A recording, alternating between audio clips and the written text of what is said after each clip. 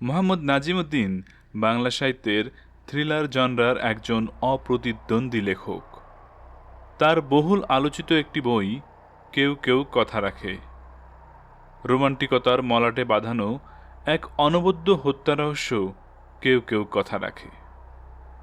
যদিও তার রচিত অন্যান্য সব থ্রিলারের ন্যায় এটি অতটা উত্তেজনাপূর্ণ নয়, তবুও নিরীক্ষাধর্মী উপন্যাসের বিচারে বইটির জুড়ি নেই।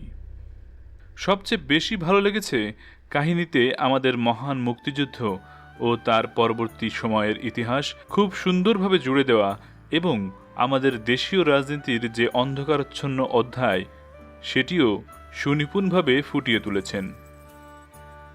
আমরা ইতিপূর্বে বইটির 5টি পর্ব প্রকাশ করেছি। আমরা চলে এসেছি বইটির একেবারে শেষ প্রান্তে। ইমতিয়াজকে কি শেষমেশ ধরা যাবে? মিনহাজ কি পাবে তার স্ত্রী হত্যার বিচার, নাকি মিলিরা চিরকাল নির্যাতিতা নারীর ইতিহাসের পাতা হয়েই রইবে? রামজিয়া কি ফিরবে? শেষমেশ কেউ কি কথা রাখবে? এত শত প্রশ্নের একটাই উত্তর। চলুন শুরু করা যাক শেষ পর্ব।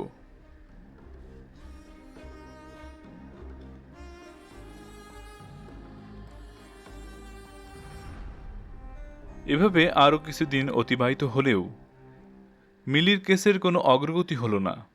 আমি হাল ছেড়ে দিলেও হায়দার ভাই লেগেছিলেন তখনও। দিন দিন সরকারের বিরুদ্ধে, বিশেষ করে বাকশাল হওয়ার পর থেকে তার সমালোচনা আরও তীব্র আকার ধারণ করল। মদ খাওয়ার পরিমাণও বেড়ে গেল আগের তুলনায় অনেক বেশি।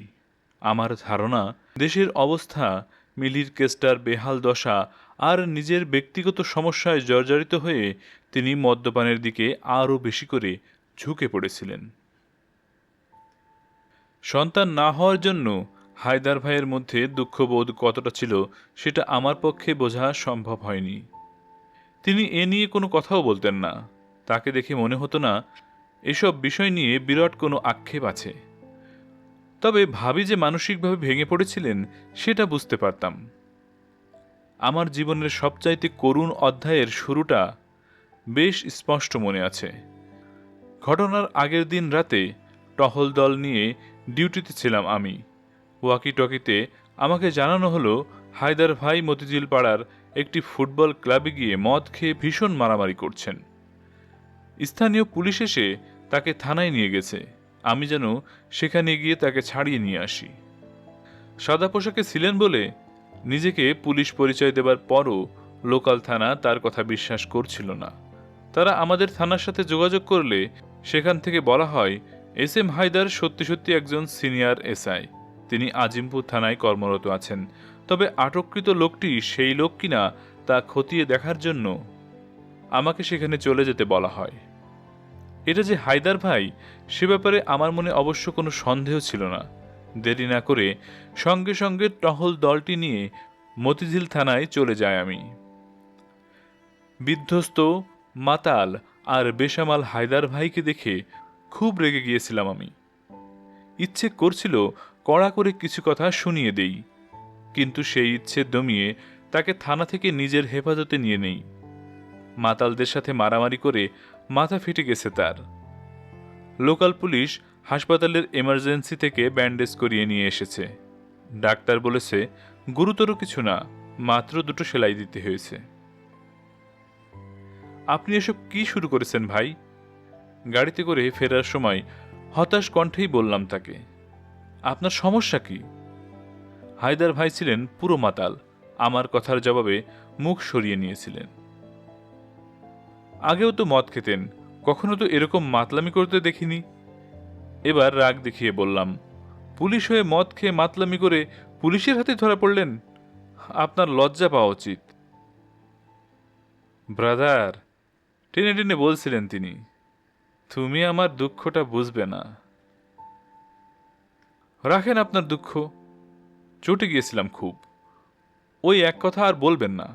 মানুষ দুঃখ পেলে কি এসব খেয়ে মাতাল হয়ে পড়ে থাকে নাকি? তিনি গালে হাত দিয়ে চিন্তিত হবার ভঙ্গি করলেন। বুঝতে পারলাম আমার কোনো কথায় এখন গুরুত্ব দেওয়ার মতো অবস্থায় তিনি নেই। থামলে কেন? আরেকটু লেকচার দাও, শুনি। রাগে, ক্ষোভে আর আক্ষেপে মাথা দোলালাম আমি। আপনার অবস্থা পুরাই বেসামাল। এই অবস্থায় বাড়িতে যাবেন কিভাবে? ভাবি কিন্তু তুলকালাম কাণ্ড বাঁধিয়ে দেবে। কিচ্ছু করবে না ও, বাচ্চাদের মতন বলে উঠলেন তিনি। কিচ্ছু না মানে? বুঝতে পারলাম না তার কথার অর্থ। আপনি মদ খেয়ে মাতাল হয়ে বাড়িতে যাবেন আর ভাবি কিচ্ছু করবে না? মাথা নেড়ে সায় দিলেন, তারপর অনেকটা ফুপিয়ে কাদার মতো করে বললেন, ও আমাকে ছেড়ে চলে গেছে, আর ফিরে আসবে না। কি? অবাক না হয়ে পারলাম না। কি বলছেন? ভাবি কোথায় গেছে? কি হয়েছে? উদ্বিগ্ন কণ্ঠে জিজ্ঞাসা করলাম তাকে। আমার সাথে ঝগড়া করে চলে গেছে। তারপর আমাকে জড়িয়ে ধরে ফুপিয়ে ফুপিয়ে কাঁদতে শুরু করে দিলেন। ভ্যাবাচেকা খেয়ে গেলাম আমি। টহল গাড়িতে আরও দুজন কনস্টেবল আর ড্রাইভার ছিল। তারা একে অন্যের দিকে মুখ চাওয়াচাওয়ি করল। অফিসারের এমন আচরণে তারা না পারছে হাসতে, না পারছে স্বাভাবিক থাকতে। অভিব্যক্তি লুকিয়ে রাখার মতো কঠিন কাজ করতে হচ্ছে তাদেরকে। আমি আর কিছু জিজ্ঞাসা করলাম না। অপেক্ষা করলাম তার বাড়ি যাওয়া পর্যন্ত। আমাদের টহল গাড়িটা তার বাড়ির সামনে থামলে তিনি বাচ্চা ছেলের মতো গো ধরে বসলেন, বাড়িতে যাবেন না, কারণ ভাবি বাড়িতে নেই। যতক্ষণ না ও বাড়িতে ফিরে আসছে আমি এ বাড়িতে ঢুকবো না। মাতালের এক কথা। কি করব বুঝে উঠতে না পেরে ড্রাইভারকে বললাম আমার বাড়িতে চলে যাবার জন্য। এরকম মাতাল অবস্থায় হায়দার ভাইকে খালি বাড়িতে রেখে যাওয়াটাও সমীচীন বলে মনে করিনি। কি করতে কি করে ফেলবে কে জানে। বিপজ্জনক কাজ কারবারও যে করবে না সেই ভরসাও পেলাম না। তার মানসিক অবস্থা খুবই নাজুক ছিল। এমনটা আমি আগে কখনো দেখিনি। বাইরে থেকে হায়দার ভাই খুবই কঠিন আর শক্ত প্রকৃতির একজন মানুষ। তবে আমি জানতাম ভেতরের মানুষটার মন খুব নরম। মুক্তিযুদ্ধে যোগ দেবার আগে তেমনটাই ছিলেন। যুদ্ধ তাকে বদলে দিয়েছিল। যুদ্ধের সময়কার বিভীষিকা ভোলার জন্য তিনি মদ্যপান শুরু করেন। রাত শেষ হবার আগেই টহল দল থেকে ছুটি নিয়ে নিজের বাড়িতে চলে এলাম মদ্যপ্য হায়দার ভাই সহ। তখনও তিনি বেসামাল। তাকে আমার সিঙ্গেল খাটে শুইয়ে দিয়ে আমি বিছানা পাতলাম মেঝেতে। কিন্তু বাকি রাতটুকু দু চোখের পাতা এক করতে পারলাম না। তার গা গরম হয়ে জ্বর এসে গেছিল। কি নিয়ে ঝগড়া করেছেন ভাবির সাথে? কথাবার্তার এক পর্যায়ে জানতে চাইলাম আমি। ওই তো, যেটা নিয়ে সব সময় করি। কথাটা বলেই মনমরা হয়ে গেলেন। তাই বলে ভাবি আপনাকে রেখে বাপের বাড়ি চলে যাবে? অবাক না হয়ে পারলাম না। না, এটা ভাবি ঠিক করেননি। ও খুব কষ্ট পেয়ে চলে গেছে। ওর কোনো দোষ নেই, সব দোষ আমার। যাতে মাতাল তালে ঠিক শুনেছি আজীবন, কিন্তু তালে মাতাল যাতে ঠিক তা তো শুনিনি কখনো। কষ্ট পেয়ে চলে গেছেন মানে? কিসের কষ্ট? কি করেছেন আপনি? আমার এই প্রশ্ন শুনে হায়দার ভাই আবারও ফুপিয়ে ফুপিয়ে কাঁদতে শুরু করলেন। আরে, কাঁদছেন কেন? কথা বলেন। তাড়া দিলাম তাকে। তাকে দেখে মনে হলো খুব লজ্জিত। আমি আমি ওকে। কথা শেষ করতে পারলেন না। কি?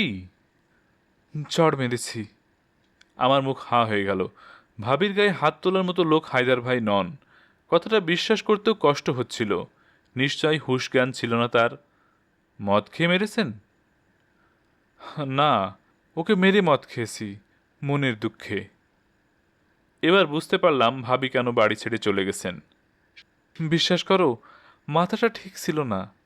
আমাকে চুপ থাকতে দেখে তিনি বলে যেতে শুরু করলেন, ও যদি ওটা না বলতো। কোনটার কথা বলছেন? ওই যে, আমি নাকি ওকে ভালোবাসি না, বাচ্চা কাচ্চা চাই না।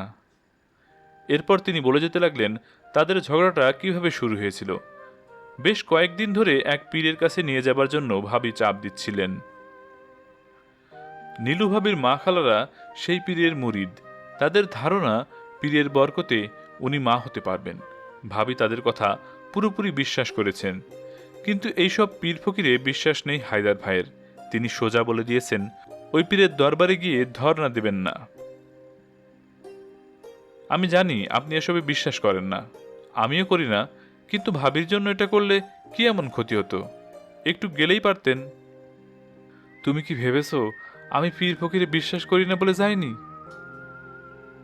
তাহলে?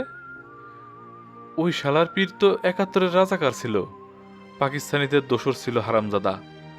শুয়োরটাকে তখন হাতের কাছে পেলে পুরো একটা ম্যাগাজিন খালি করে ফেলতাম না? এবার আমি বুঝতে পারলাম তার না যাবার কারণ নিছক কোনো বিশ্বাস কিংবা গোয়ার তুমি নয়। তুমি বলো, এমন একজনের কাছে আমি যেতে পারি? তাও যদি গেলে সত্যি সত্যি কাজ হতো। না, উনি যেতে পারেন না। একজন মুক্তিযোদ্ধা এমন কাজ করতে পারেন না। মনে মনে আমি তার সাথে সাই দিয়েছিলাম সেই রাতে। ভোরের দিকে ক্লান্তিতে চোখ বুজে আসছিল, কথা আর না বাড়িয়ে ঘুমিয়ে পড়ি। হায়দার ভাইও আধো ঘুম আর আধো মাতলামির মধ্যে ঘুমিয়ে পড়লেন।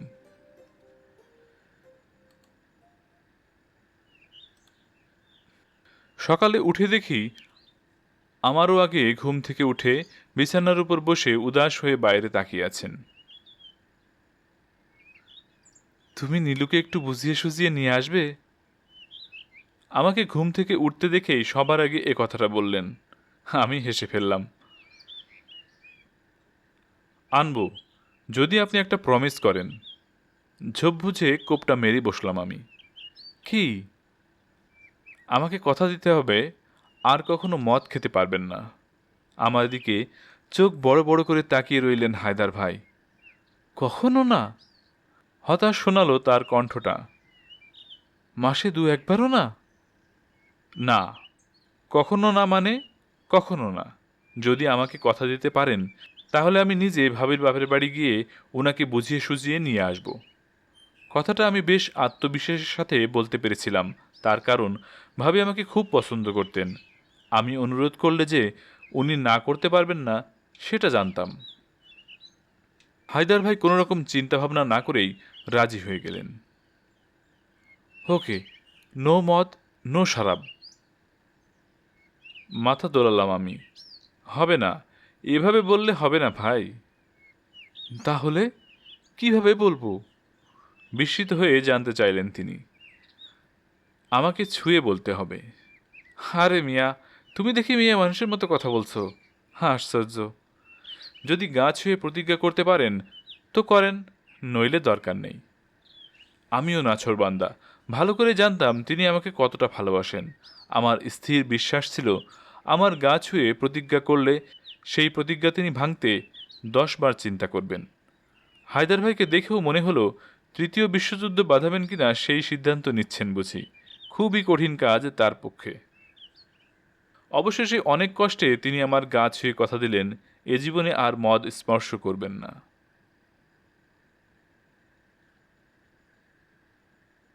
দুপুর পর্যন্ত থানায় ডিউটি করে লাঞ্চ আওয়ারে চলে গেলাম গোপীবাগে ভাবির বাপের বাড়িতে।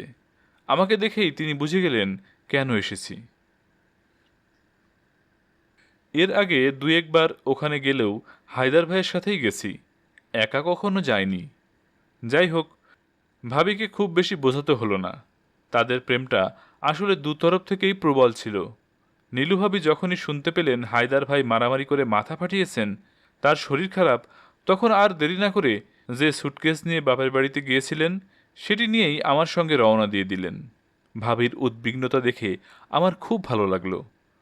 এমন প্রেমিত আমি মনে মনে কল্পনা করি। মানব মানবীর এমন সম্পর্কই তো আমার কাম্য। ভাবি, হায়দার ভাইকে আর পীর ফকিরের কাছে নিয়ে যাবার কথা বলবেন না, উনি ওসবে বিশ্বাস করেন না। রিকশায় করে ফেরার সময় বললাম আমি, আর আমিও করি না। নীলুভাবি চুপচাপ আমার কথা শুনে গেলেন, কোনো প্রতিবাদ করলেন না। দেখবেন আল্লাহর রহমতে আপনার এমনিতেই সন্তান হবে, কোনো কিছুর দরকার হবে না। আর লোকজনের কথা একদম পাত্তা দেবেন না, বুঝলেন? আলতো করে মাথা দোলালেন তিনি। যেখানে আপনার স্বামী এসব নিয়ে আপনাকে কিছু বলে না সেখানে লোকজনের কথা কেন এত গুরুত্ব দেন বুঝি না। নীলুভাবি মুখে কিছু না বললেও আমি জানতাম আমার কথাগুলো তিনি গুরুত্ব সহকারেই নিচ্ছেন।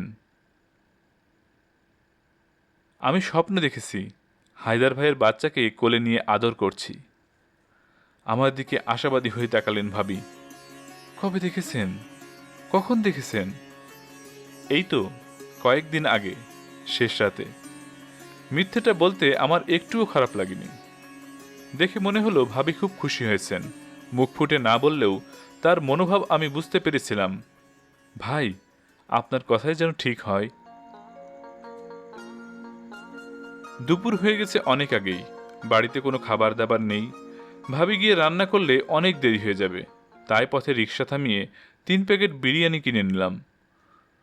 পুনর্মিলনী হবে আর ভুরিভোজ হবে না, তা কি করে হয়? বাড়ির সামনে রিক্সা থামলে ভাড়া মিটিয়ে ভাবিকে নিয়ে ঢুকে পড়লাম ভেতরে। মেইন গেট খোলা দেখেও মোটেও অবাক হইনি। সেই সময় মানুষজন দিনের বেলায় বাসাবাড়ির মেইন গেট খোলাই রাখত। আজকের মতো নিরাপত্তা নিয়ে অতটা শঙ্কিত ছিল না তারা। নিজের তৈরি জেলখানায় থাকতো না কেউ।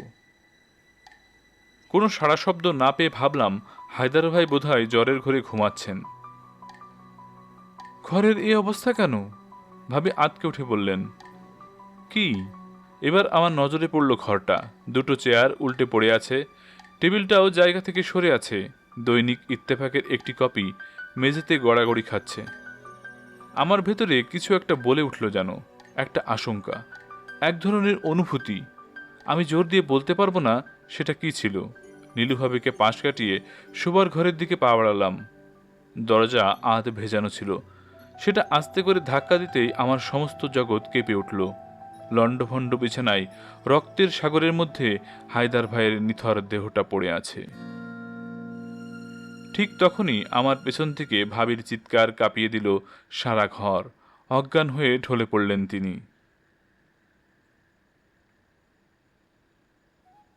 হায়দার ভাইয়ের মৃত্যু আমার জীবনটাই এলোমেলো করে দিল। আমাকে জন্ম দিতে গিয়ে মা মারা যান।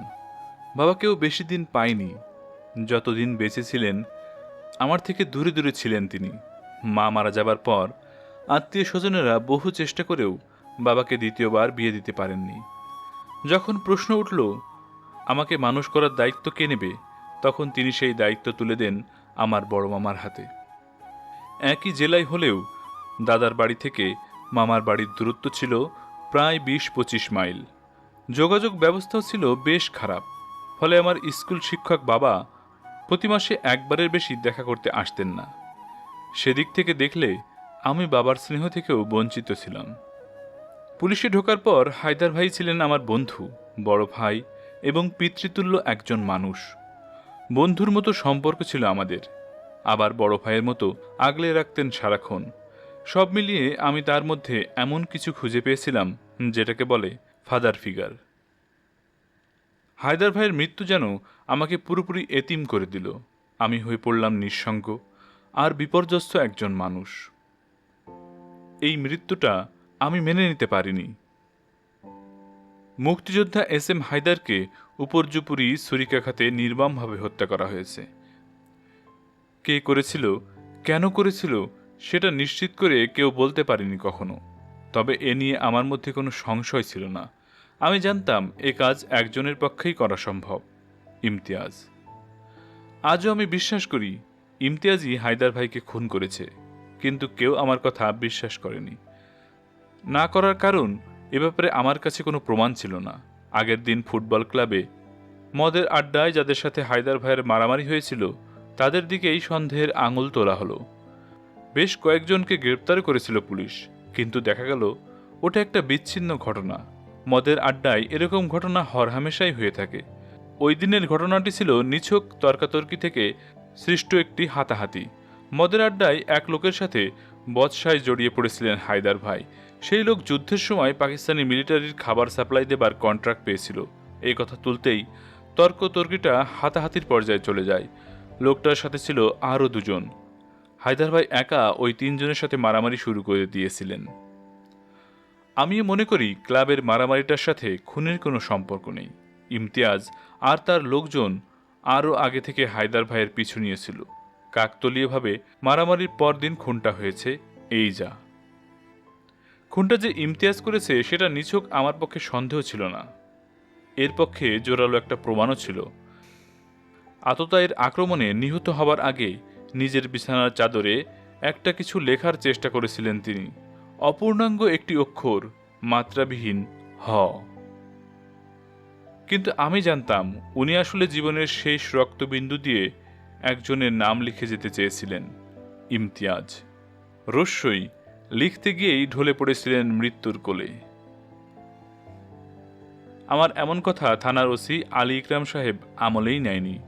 সে ধরেই নিয়েছিল আমার আর হায়দার ভাইয়ের সাথে আগে থেকেই ঝামেলা চলছিল বলে ইমতিয়াজকে ফাঁসাতে চাইছি। কিন্তু আমি যখন নাছোড়বান্দার মতো চাপাচাপি করতে শুরু করলাম, তখন নাম কাওয়াস্তে ইমতিয়াজকে থানায় ডেকে এনে জিজ্ঞাসাবাদ করেছিলেন ভদ্রলোক। আমিও তখন উপস্থিত ছিলাম সেখানে। খুবই গোবেচারার মতো মুখ করে ইমতিয়াজ দাবি করেছিল ওই দিন সে ঢাকার বাইরে ছিল তার নেতার সঙ্গে। চাইলে নেতার সাথে কথা বলে দেখতে পারে পুলিশ। শুধু নেতাই নন, আরও অনেকেই সাক্ষী দিতে পারবে এ ব্যাপারে। ওসি আলী ইকরাম আর বেশি ঘাটায়নি। ইমতিয়াজের বিরুদ্ধে কোনো অভিযোগও আনা সম্ভব হয়নি। আমার স্পষ্ট মনে আছে, ওসির রুম থেকে বের হয়ে যাবার সময় সবার অলক্ষ্যে অদ্ভুতভাবে আমার দিকে তাকিয়ে মৃদু চোখ টিপে দিয়েছিলেন ওই খুনি। তার লম্পট চোখে তখন দুর্বোধ্য হাসিও দেখেছিলাম আমি। সত্যি বলতে আমার হৃদস্পন্দন বন্ধ হয়ে গেছিল কয়েক মুহূর্তের জন্য। সবকিছুই পরিষ্কার হয়ে গেছিল আমার কাছে। মিলির ধর্ষক খুনি হায়দার ভাইকে খুন করেছে, কিন্তু তাকে ধরার মতো কোনো কিছু আমার হাতে ছিল না। এক অসহায় আর বিপর্যস্ত অবস্থায় নিপতিত হলাম আমি। মানসিকভাবে পুরোপুরি ভেঙে পড়লাম। দিনগুলো কিভাবে কেটে গেছিল বলতে পারবো না। হায়দার ভাইয়ের মৃত্যুর জন্য নিজেকেও দায়ী মনে করতে শুরু করলাম। বিনা নোটিশে থানায় যাওয়া বন্ধ করে দিলাম। নিজের ঘরে বসে কাটিয়ে দিতাম সারাটা দিন, কিন্তু বাড়িতে বসে বইও পড়তাম না। হায়দার ভাইয়ের মৃত্যু আমার পাঠক সত্তাকেও খুন করেছিল। একটা ঘোরের মধ্যে জীবনযাপন করছিলাম যেন। মৃত্যুর আগে হায়দার ভাই আমার গা ছুঁয়ে প্রতিজ্ঞা করেছিলেন এ জীবনে আর কখনো মদ স্পর্শ করবেন না। ভাগ্যের কি নির্মম পরিহাস! সেই আমিই কিনা ধীরে ধীরে মদের কাছে আত্মসমর্পণ করতে শুরু করলাম। প্রচণ্ড দুঃখের সেই সময়টায় নিজের কষ্ট ভুলে থাকার জন্য, আমার চূড়ান্ত অসহায়ত্বকে ভুলে থাকার জন্য, যাবতীয় কষ্ট থেকে নিজেকে যোজন যোজন দূরত্বে নিয়ে যাবার জন্য আমি একটা আশ্রয় খুঁজে নিলাম। আমার কি করা উচিত সেটা বুঝে উঠতে পারছিলাম না। তবে এটুকু বুঝতে পারছিলাম, একটা দমবন্ধ অবস্থায় নিপতিত হয়েছি আমি। এ থেকে পরিত্রাণ পেতে হবে। এমনই একদিন বিষণ্ণ বিকেলে নিজের ঘরে বসে মদ পান করছিলাম। অন্য সব দিনের তুলনায় একটু বেশি পান করে ফেলেছিলাম সেদিন। কেমন একটা ঘোর লাগা মুহূর্ত তৈরি হয়েছিল বোঝাতে পারবো না। বিক্ষিপ্তভাবে অনেক কিছু ভেবে যাচ্ছিলাম। হায়দার ভাইয়ের সাথে আমার নানান স্মৃতি আধিপত্য করলেও রামজিয়ার কথা মনে পড়ছিল বারবার। হায়দার ভাইয়ের খুন হবার পর তার সাথে আমার আর কোনো ধরনের যোগাযোগ হয়নি, দেখা করা তো দূরের কথা। এমন সময় ঘোলাটে দৃষ্টিতে আমার ঘরের দরজার সামনে একটা অবয়ব দেখতে পাই। ঠায় দাঁড়িয়ে আছে সে। দৃষ্টি পরিষ্কার করে ভালোভাবে দেখার চেষ্টা করলাম। রামজিয়া। বিশ্বাস করতে কষ্ট হলো, নির্ঘাত মদের প্রভাবে দৃষ্টি বিভ্রমের শিকার হচ্ছি। আমার যুক্তিবুদ্ধি এতটা লোপ পায়নি যে এটা বিশ্বাস করতে হবে রামজিয়া শেহরিন আমার খোঁজে আমার ঘরে চলে এসেছে। আমি কোথায় থাকি সেটা তো সে জানে না। এসব নিশ্চয় আমার অবচেতন মনেরই কারসাজি। অবয়বটা নড়তে শুরু করলো, আস্তে আস্তে এগিয়ে এলো আমার দিকে। এবার আর ভুল হলো না, চোখের সামনে আমি সত্যি সত্যি রামজিয়াকে দেখতে পাচ্ছি। আপনার এ কী অবস্থা? বিস্মিত হয়েছিল সে। মাই গড, আপনি এসব খাওয়া শুরু করেছেন? রামজিয়ার মুখের দিকে চেয়ে রইলাম। তার মোহনীয় কণ্ঠের কথাগুলো যেন আমার দোকানে প্রবল বেগে ধেয়ে আসতে লাগলো। সেই সাথে ভন ভন করে একটা শব্দ। হায়দার সাহেবের খবরটা শোনার পর আমি অনেকবার থানায় যোগাযোগ করেছিলাম, কিন্তু আপনাকে পাইনি। ওরা বলল বেশ কয়েকদিন ধরে নাকি আপনি থানায় যাচ্ছেন না। আমার বিশ্বাস হলো না এটা সত্যি। মনে হলো স্বপ্ন দেখছি কিংবা বিভ্রম। থানায় একজনের কাছ থেকে আপনার বাসার ঠিকানাটা পেয়েছি। রামজি আরও কিছু বলছিল, কিন্তু সেই সব কথা আমার কানে এসে পৌঁছাচ্ছিল না। আমার দৃষ্টি ঝাপসা হতে শুরু করলো। টের পেলাম হৃদস্পন্দন বেড়ে যাচ্ছে, কেমন হাঁসফাঁস করছে বুকের ভেতরটা। তারপর আর কিছু মনে নেই। জ্ঞান ফিরে এলে দেখি আমার সারা মুখ আর মাথা ভেজা। বিছানায় শুয়ে আছি। পাশের একটা চেয়ারে বসে আছে রামজিয়া। তার হাতে পানির গ্লাস। থ্যাঙ্কস গড, হাঁপ ছেড়ে বাঁচল যেন। আমি তো খুব ভয় পেয়ে গেছিলাম। এখন কেমন লাগছে? তার উদ্বিগ্ন মুখের দিকে ফ্যাল ফ্যাল করে চেয়েছিলাম আমি। আপনি ঠিক আছেন তো? হ্যাঁ, কোনোভাবে বলতে পেরেছিলাম। মাথাটা খুব ফাঁকা আর হালকা লাগছিল। আমার মনে হয় আপনার ডাক্তার দেখানো দরকার। না, না, আমি ঠিক আছি। খাওয়া দাওয়া কোনো কিছুই মনে হয় ঠিক নেই। স্বাস্থ্য একেবারে ভেঙে পড়েছে। কদিন ধরে শেভও করেন না। মনে পড়ে গেল 2 সপ্তাহ আগে শেভ করেছিলাম। আমার গালে চাপ দাড়ি আর গোঁফ। আপনাকে খুবই বিশ্রী দেখাচ্ছে। একথার কোনো জবাব দিলাম না আমি। তার দিকে চেয়ে রইলাম। একটু আগে যে তাকে দেখে দৃষ্টি বিভ্রম বলে মনে হচ্ছিল, সেটা পুরোপুরি কেটে গেছে। ঘোর ঘোর ভাবটাও নেই আমার মধ্যে। আপনি কি আমাকে খুব খারাপ ভাবছেন? আমার কথাটা শুনে কয়েক মুহূর্ত স্থির দৃষ্টিতে চেয়ে রইল সে। না, তা ভাবব কেন? আপনার মানসিক অবস্থাটা বুঝতে পারছি। যা ঘটেছে সেটা সহ্য করা খুব কঠিন। একটা দীর্ঘশ্বাস ফেললাম। কিন্তু আপনি যেটা করেছেন সেটা ঠিক না। এসব করার কোনো মানে হয় না। আপনাকে এসব ছাড়তে হবে, স্বাভাবিক হতে হবে। তার কথাগুলো চুপচাপ শুনে গেলাম আমি। হ্যাঁ না কিছুই বললাম না। থানা থেকে বলল আপনি কয়েকদিন ধরে ডিউটিতে যাচ্ছেন না। মাথা নেড়ে সায় দিলাম আমি। ওখানে যেতে ইচ্ছে করে না আর। থানায় গেলে যে হায়দার ভাইয়ের কথা আরও বেশি মনে পড়ে। তার চেয়ার আর টেবিলে অন্য কাউকে বসে থাকতে দেখলে ভীষণ খারাপ লাগে। নিজেকে মনে হয় বড্ড একা। সেটা আর বললাম না। এভাবে দিনের পর দিন অ্যাবসেন্ট থাকলে তো চাকরিটা থাকবে না। আমি তার উদ্বিগ্ন মুখের দিকে চেয়ে থেকে বললাম, আমার মনে হয় না পুলিশের চাকরি আর করতে পারবো। কি বলেন এসব? কয়েকটা দিন ছুটি নিয়ে একটু বিশ্রাম নিন, সব ঠিক হয়ে যাবে। You need rest. তারপর কয়েক মুহূর্ত কোনো কথা হলো না আমাদের। যেন কেউ কোনো কথা খুঁজে পাচ্ছে না। রামজিয়া হঠাৎ করে তার হাত ঘড়ির দিকে তাকালো। আজকে আসি। উঠে দাঁড়ালো সে। আমি উঠে দাঁড়াতে গেলে বলে উঠল, আপনার ওঠার দরকার নেই, রেস্ট নিন। না না, আমি ঠিক আছি। বিছানা থেকে উঠে দাঁড়ালাম। আপনার কিন্তু ডাক্তার দেখানো দরকার। কথাটা আবারও বলল। জ্ঞান হারানোর আগে কেমন জানি অ্যাবনর্মাল বিহেভ করছিলেন। তার কথা শুনে আঁতকে উঠলাম। মনে করার চেষ্টা করলাম অজ্ঞান হবার আগে কি করেছিলাম। কিন্তু মাথা কাজ করছিল না। শুধু মনে পড়ছিল দরজার সামনে সে দাঁড়িয়ে আছে। আমার কাছে এসে দাঁড়ালো, কিছু বলল। তারপর আমি কি ঢোক গিলে বললাম, উল্টাপাল্টা কিছু করেছি? নিজের অভিব্যক্তি লুকিয়ে বলল, না তেমন কিছু না, ওতে আমি কিছু মনে করিনি। তেমন কিছু না মানে? ভড়কে গেলাম একটু। আমি আসলে কি করেছি? এসব নিয়ে টেনশন করার কিছু নেই। আবারও আশ্বস্ত করলো আমাকে। না মানে আমি কি করেছি? আসলে আমার কিচ্ছু মনে পড়ছে না। আমাকে তুমি করে বলছিলেন। আপনার বিশ্বাসই হচ্ছিল না আমি এখানে এসেছি। ভেবেছেন ডিলুশন হচ্ছে আপনার। হতভম্ব হয়ে গেলাম আমি। নিজের উপর এতটা নিয়ন্ত্রণ কিভাবে হারালাম বুঝে এলো না। শুনেছি মদের প্রভাবে নাকি এরকম অনেক কিছু হয়, কিন্তু বিশ্বাস করতে কষ্ট হলো আমার। সরি সরি, বিশ্বাস করেন আমি এটা। It's okay. হাত তুলে আমাকে থামিয়ে দিল রামজিয়া। প্লিজ আমাকে ক্ষমা করে দেবেন। আমি সজ্ঞানে এটা করিনি। আহা, এটা কোনো ব্যাপার না। না না, কি যে বলেন, আমার এটা করা ঠিক হয়নি। আর অ্যাপোলজি চাইতে হবে না, আশ্বস্ত করল সে। আমরা প্রায় কাছাকাছি বয়সের, তুমি করে বলা যেতেই পারে। আমি ফ্যাল ফ্যাল চোখে চেয়ে রইলাম। এটা নিয়ে এতটা ওয়ারিড হচ্ছেন বুঝতে পারছি না। আমি তো বাবা মা থেকে শুরু করে কাকা কাকি মামা মামি সবাইকে তুমি করে ডাকি। আপনি বলার রেওয়াজ আমাদের ফ্যামিলিতে নেই। আমি বোকার মতো চেয়ে রইলাম ওর দিকে। ইচ্ছে করলে এখন থেকে আপনি আমাকে তুমি করে বলতে পারেন, কোনো সমস্যা নেই। একবার যখন তুমি করে বলেই ফেলেছেন, তখন আর আপনিতে ফিরে যাওয়ার দরকার কি, তাই না? আমি হতভম্ব হয়ে চেয়ে রইলাম। আমাকে কিন্তু বন্ধু ভাবতে পারেন।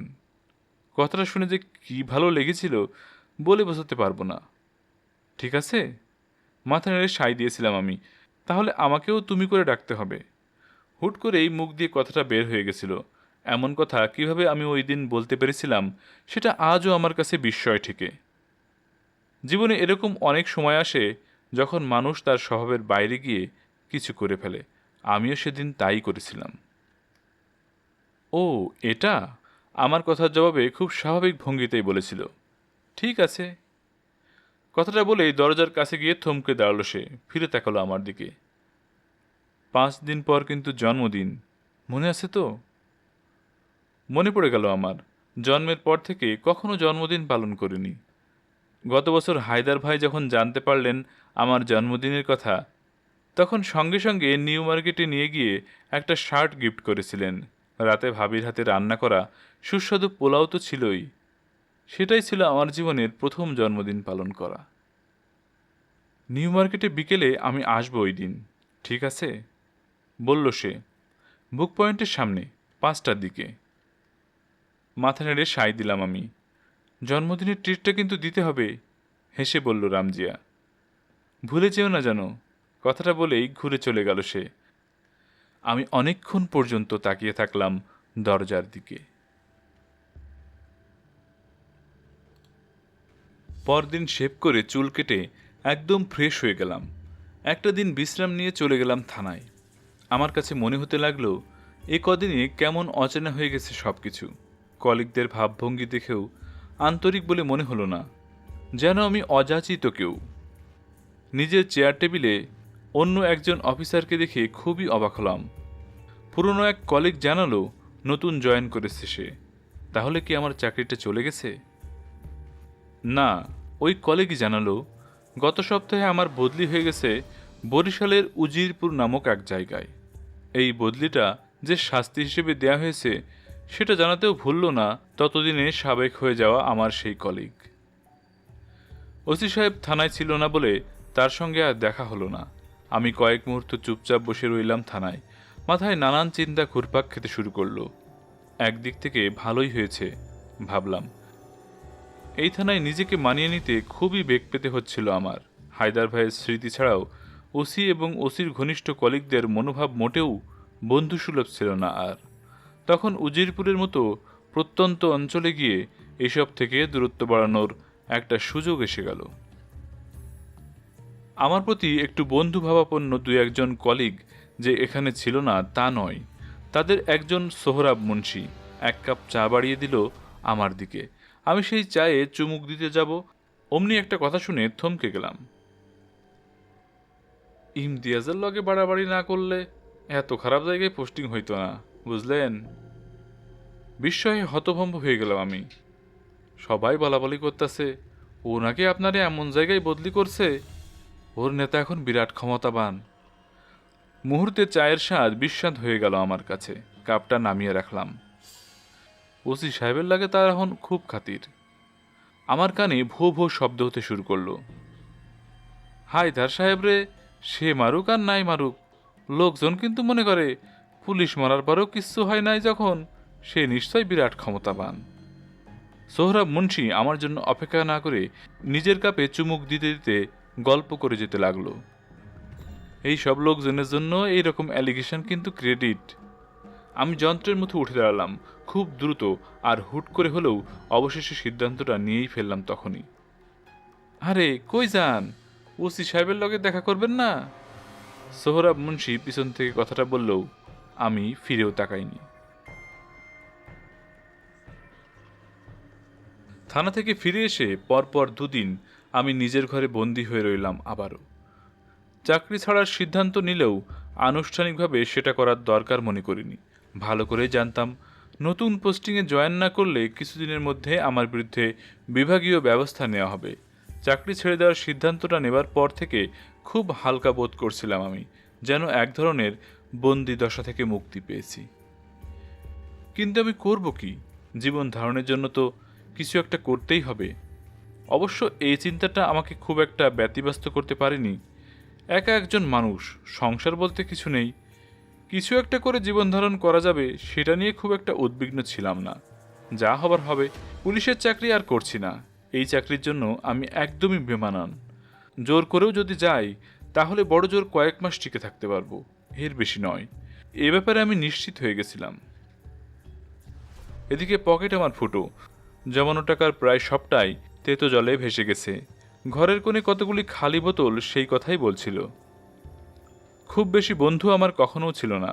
বড় মামার বড় ছেলে সামাদ আমারই বয়সী, তার সঙ্গে বন্ধুত্ব গড়ে উঠেছিল আমার। কয়েক মাস আগে এক প্রাইভেট ফার্মে চাকরি নিয়ে ঢাকার সোভানবাগে উঠেছে সে। আমার মতো ব্যাচেলর ছিল। জন্মদিনের আগের রাতে কিছু টাকা ধার করার উদ্দেশ্যে তার বাড়িতে যাবার জন্য রওনা হলাম। আমি থাকতাম আজিমপুর থানার খুব কাছে, পলাশিতে। ওই সময় জায়গাটা এখনকার তুলনায় আরও বেশি নিরিবিলি ছিল। রিকশার টাকা বাঁচিয়ে সিগারেট খাবো বলে বাস ধরার জন্য শাহবাগের দিকে রওনা হলাম। হাঁটতে হাঁটতে চলে এলাম ঢাকা বিশ্ববিদ্যালয়ের ফুলার রোডে। দেখতে পেলাম পুরো এলাকাটি উৎসবের আমেজে সাজানো। মনে পড়ে গেল আগামীকাল বঙ্গবন্ধু শেখ মুজিবুর রহমান এখানে আসবেন। সমগ্র এলাকা জুড়ে ছড়ানো ছিটানো বিশ্ববিদ্যালয়ে চলছে সাজানো গোছানো আয়োজন। রাস্তার এবড়ো থেবড়ো গর্তগুলো সুরকি দিয়ে ভরাট করে পিচের আস্তরণ দেওয়া হচ্ছে। অনেকদিন অনাদরে মৃত জন্তুর কঙ্কালের মতো দাঁড়িয়ে থাকা হতশ্রী দেওয়ালগুলোর মুখে যেন চুন সুরকির প্রসাধন মেখে দেওয়া হচ্ছে যত্ন সহকারে। গোটা এলাকায় সাজ সাজ রব, তাড়াহুড়ো আর ব্যস্ততা। রাতের অন্ধকারে আলকাতরা দিয়ে সরকারের বিরুদ্ধে লেখা চিকাগুলো চুনের প্রলেপে ঢেকে দেওয়া হচ্ছে। বিশ্ববিদ্যালয়ের কলাভবনের উঁচু দেয়ালে শিল্পীর নিপুণ তুলিতে লেখা সুন্দর সুন্দর কথা শোভা পাচ্ছে। বঙ্গবন্ধু শেখ মুজিব বাঙালি জাতির ত্রাণকর্তা, সমাজতান্ত্রিক সমাজ ব্যবস্থার প্রবর্তনের মহানায়ক, দক্ষিণ পূর্ব এশিয়ার লৌহ মানব, ইত্যাদি ইত্যাদি। তিনি বিশ্ববিদ্যালয়ে আসছেন, তাই বিশ্ববিদ্যালয় নানান রঙের লেখায় সেজেগুজে সুন্দর হয়ে উঠেছে। চারদিকে একটা উৎসবের হাওয়া। বিশ্ববিদ্যালয়ের রাস্তাগুলোর মোড়ে মোড়ে অভিনন্দন জানিয়ে দাঁড়িয়ে আছে নানান রঙের প্লাকার্ড আর তরুণ। এগুলো দেখে আমার ভেতর থেকে একটা দীর্ঘশ্বাস বেরিয়ে এলো। দেশের সত্যিকারের চিত্রটা অবশ্যই এরকম ছিল না। বঙ্গবন্ধুর দ্বিতীয় বিপ্লব বাকশাল মানুষকে তেমন আশান্বিত করতে পারছিল না, বরং পরিস্থিতি আগের তুলনায় আরও বেশি খারাপ হয়ে উঠছিল। আমি নিশ্চিত ছিলাম না, তবে যতটুকু মনে পড়ে, রাষ্ট্রপতি হিসেবে বঙ্গবন্ধুর এটা প্রথম আনুষ্ঠানিক বিশ্ববিদ্যালয়ে আগমন। তিনি শুধু রাষ্ট্রপতি নন, বাঙালি জাতির পিতা, মুক্তিদাতা, বাংলার হাটের মানুষ, ঘাটের মানুষ, মাঠের মানুষের বন্ধু, বঙ্গবন্ধু শেখ মুজিবুর রহমান। বিশ্ববিদ্যালয়ের ক্যাম্পাসের ভেতর দিয়ে যাবার সময় সরকার সমর্থক ছাত্র সংগঠনের কিছু ছেলেপুলেকে দেখলাম বেশ ব্যস্ত সময় কাটাচ্ছে। তাদের চোখে মুখে এক ধরনের উদ্বিগ্নতা। এক বাদামওয়ালার কাছ থেকে জানতে পারলাম সন্ধ্যার দিকে কে বা কারা কার্জন হলের কাছে বোমা ফাটিয়েছে। এটা নিয়ে নেতাদের ঘুম হারাম হবার জোগাড়। পুলিশ থাকা সত্ত্বেও সারা রাত ক্যাম্পাসে পাহারা দেবে তারা। হাঁটতে হাঁটতে শাহবাগে চলে এলাম, কিন্তু বাসে দেখা পেলাম না। অগত্যা পকেটে যা ছিল তা দিয়ে এক প্যাকেট সিগারেট কিনে একটা ধরিয়ে আবার হাঁটতে শুরু করলাম। একের পর এক সিগারেট ধ্বংস করে আর নানান ভাবনা ভাবতে ভাবতে চলে এলাম ৩২ নম্বরের কাছে। বঙ্গবন্ধু যেখানে পরিবার পরিজন নিয়ে বসবাস করেন। ৩২ নম্বর পেরোবার সময় খাকি পোশাক পরা ৮-১০ জন পুলিশ দেখলাম, কয়েকজন অফিসার, বাকিরা কনস্টেবল। বন্দুক উঁচিয়ে রাষ্ট্রপতির বাসভবনের সামনের সড়কে পাহারা দিচ্ছে। একা একা হাঁটছিলাম আর ভয়ানক একা বোধ করছিলাম আমি। চারপাশে কারো সঙ্গে আমার সম্পর্ক নেই, যেন কোনো কালে ছিলও না। আমার ইচ্ছে হচ্ছিল চিৎকার করে বলতে, যদি সেই চিৎকার বঙ্গবন্ধুর কানে পৌঁছায়। বাংলাদেশ স্বাধীন হওয়ার পর থেকে দেখে আসছি, যেসব মূল্যবোধগুলো সমীহ করতাম সেগুলো ভেঙে চুরমার হয়ে যাচ্ছে। লোভীর লোভ, প্রবলের অন্যায়কে এমনভাবে জেগে উঠতে আমি কোনোদিন দেখিনি। এত কষ্টের, এত রক্তে রঞ্জিত স্বাধীনতা যেন আমাদেরকে প্রতিদিন প্রতারিত করছে। কিন্তু সে কথা কার কাছে যেয়ে বলবো? এ কেমন স্বাধীনতা, যেখানে আমরা মনের কথা খুলে বলতেও পারছি না, চোখের সামনে সত্য হয়ে যাচ্ছে মিথ্যে। বঙ্গবন্ধু গোটা জাতিকে নিয়ে আসলে কি করতে চান আমি জানি না। এত অত্যাচার, এত দুঃখ, এত কাপুরুষতা আর সহ্য হচ্ছিল না। ৩২ নম্বর অতিক্রম করার সময় আমার অন্তরাত্মা আর্তনাদ করে উঠল। বঙ্গবন্ধু, তোমার স্বাধীন দেশে হায়দারেরা বেঘরে মরে পড়ে থাকে, মিলিদের জীবন স্বপ্ন ধর্ষিত হয়, কিন্তু ইমতিয়াজরা বুক ফুলিয়ে ঘুরে বেড়ায়। বাড়িটা পেরোনোর সময় একটা দীর্ঘশ্বাস বের হয়ে এলো আমার ভেতর থেকে। সোভানবাগে মামাতো ভাইয়ের ডেরায় যখন পৌঁছালাম, পা দুটো ব্যথা করতে শুরু করে দিয়েছে। আমাকে দেখে একটু অবাকই হলো সামাদ, কারণ ও ঢাকায় আসার পর মাত্র একবার এসেছিলাম দেখা করতে। খুব একটা যোগাযোগ ছিল না আমাদের। যাই হোক, অনেক দিন পর ওর সাথে দেখা হয়ে যাওয়াতে ভালোই লাগলো। গ্রামের খবর জানতে পারলাম, পরিচিত মানুষগুলো কে কোথায় আছে জেনে নিলাম। রাত বেশি হয়ে যাওয়াতে সামাদ থেকে যেতে বলল। আমি খুব একটা আপত্তি করলামও না। নিজেকে বড্ড অসহায় আর একাকী মনে হচ্ছিল। সামাদের সাথে রাত থেকে গেলে আমার বিশাল একাকিত্ব একটুখানি হলেও ঘুচবে। পুরনো দিনের গল্প করতে করতে অনেক রাতে ঘুমিয়ে পড়লাম আমরা। ভোরের আগেই আমাদের সেই কাঁচা ঘুম ভাঙল বিকট শব্দে। প্রথমে বুঝতে পারিনি, বুক ধরফর করে উঠে বসি দুজনে। সামাদি প্রথমে বলল, এটা গোলাগুলির শব্দ। কয়েক বছর আগে মুক্তিযুদ্ধের সময় এমন ফায়ারিংয়ের শব্দের সাথে আমাদের সবারই পরিচয় হয়ে গেছিল। এমনকি শব্দ শুনেও আমরা বুঝতে পারতাম কোনটা কামান আর কোনটা মেশিন গানের আওয়াজ। আরেকটা বিকট শব্দে কেঁপে উঠল সামাদের ছোট্ট ঘরটা। সেই প্রথমে বলে উঠল, এটা ট্যাঙ্কের গোলার শব্দ। ট্যাঙ্ক এই সোভানবাগে? আমাদের ঘরটা ছিল মেইন রোডের পাশে ছোট্ট একটা গলির মুখে। তার ঘরের জানালা দিয়ে রাস্তাটা দেখা যেত। জানালা একটু ফাঁক করে সামাদ বাইরে তাকালো। ট্যাঙ্ক, মিলিটারি, অস্ফুট কণ্ঠে বলে উঠল সে। Tank, military? অবিশ্বাস্য বলে মনে হলো আমার কাছে। কি বলিস? ঘটনা কি? দেখো না, বলে জানালা দিয়ে দেখার ইশারা করলো। আমি যে দৃশ্যটা দেখতে পেলাম সেটা ৭১-এর কোনো মিলিটারি অপারেশনের কথাই মনে করিয়ে দিল। কয়েক মুহূর্তের জন্য আমার মনে হলো পাকিস্তানিরা আবার হামলে পড়েছে আমাদের উপরে। শেখ মুজিবের বাড়িতে হামলা করেছে মনে হয়, সামাদি প্রথমে আন্দাজ করে বলেছিল। কি? আমার বিশ্বাসই হলো না কথাটা। কারা হামলা করবে? কার এত বড় সাহস? কারা আবার করবে? দেখছিস না মিলিটারি? একটু থেমে আবার বলল সে। কয়েকদিন ধরেই শহরে গুজব শোনা যাচ্ছিল কিছু একটা হবে। আমি সামাদের কথা মেনে নিতে পারলাম না। এটা কিভাবে বিশ্বাস করি যে বঙ্গবন্ধুর জন্য ৭১-এর মানুষ জীবন দিতেও প্রস্তুত ছিল?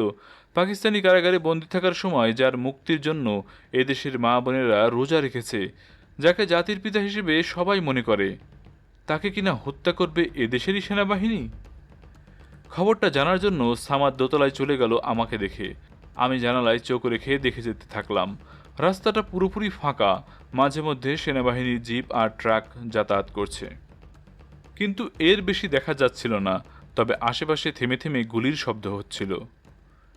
বলেছিলাম না শেখ মুজিবের বাড়িতে হামলা করেছে? দোতলা থেকে ফিরে এসে বলল সামাদ। ছাদ থেকে দেখা যাচ্ছে মিলিটারি ঘিরে রেখেছে ৩২ নম্বর। আমি প্রচণ্ড হতাশার সাথেই দেখতে পেলাম সামাদের চোখে মুখে খুশির ঝিলিক। তবে আমার মনোভাব বুঝতে পেরে অভিব্যক্তি বদলে ফেলল সে। ভোরের পর গোলাগুলি থেমে গেলেও রাস্তাঘাট ফাঁকাই রইল। সামাদ এসে জানালো, রেডিওতে নাকি মেজর ডালিম নামের একজন ঘোষণা দিচ্ছে শেখ মুজিবকে হত্যা করা হয়েছে। সামাদ অবশ্য জানালো, বঙ্গবন্ধু পরিবারের কেউ বেঁচে নেই, সবাইকে হত্যা করা হয়েছে। এমন অবিশ্বাস্য ঘটনাও যে কখনো ঘটতে পারে এদেশে, সে কথা আমি বিশ্বাস করতে পারছিলাম না। থম মেরে বসেছিলাম কতক্ষণ বলতে পারবো না। আমার সমস্ত জগৎ দুলে উঠেছিল। সকাল 10টার দিকে সামাদের নিষেধ সত্ত্বেও তার বাড়ি থেকে বের হয়ে গেলাম আমি।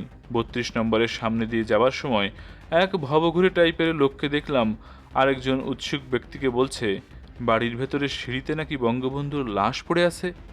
সে নিজের চোখে দেখে এসেছে। কথাটা সত্যি নাকি মিথ্যে সেটা নিয়ে খুব একটা মাথা ঘামালাম না আমি। শুধু মনে হচ্ছিল এদেশে সবই সম্ভব, অসম্ভব বলে কিছু আর নেই এখন। জীবনে কখনো জন্মদিন পালন করিনি। ১৯৭৫ সালের ১৫ই আগস্ট জন্মদিন পালন করার কথা ছিল, কিন্তু সেটা আর করা হয়নি। সত্যি বলতে আর কখনো জন্মদিন পালন করা হয়ে ওঠেনি আমার, ইচ্ছেও করেনি।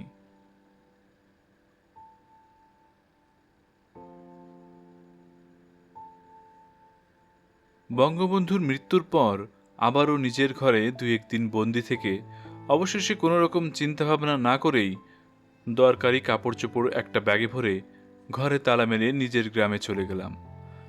ঢাকা শহরে আমার দম বন্ধ হয়ে আসছিল।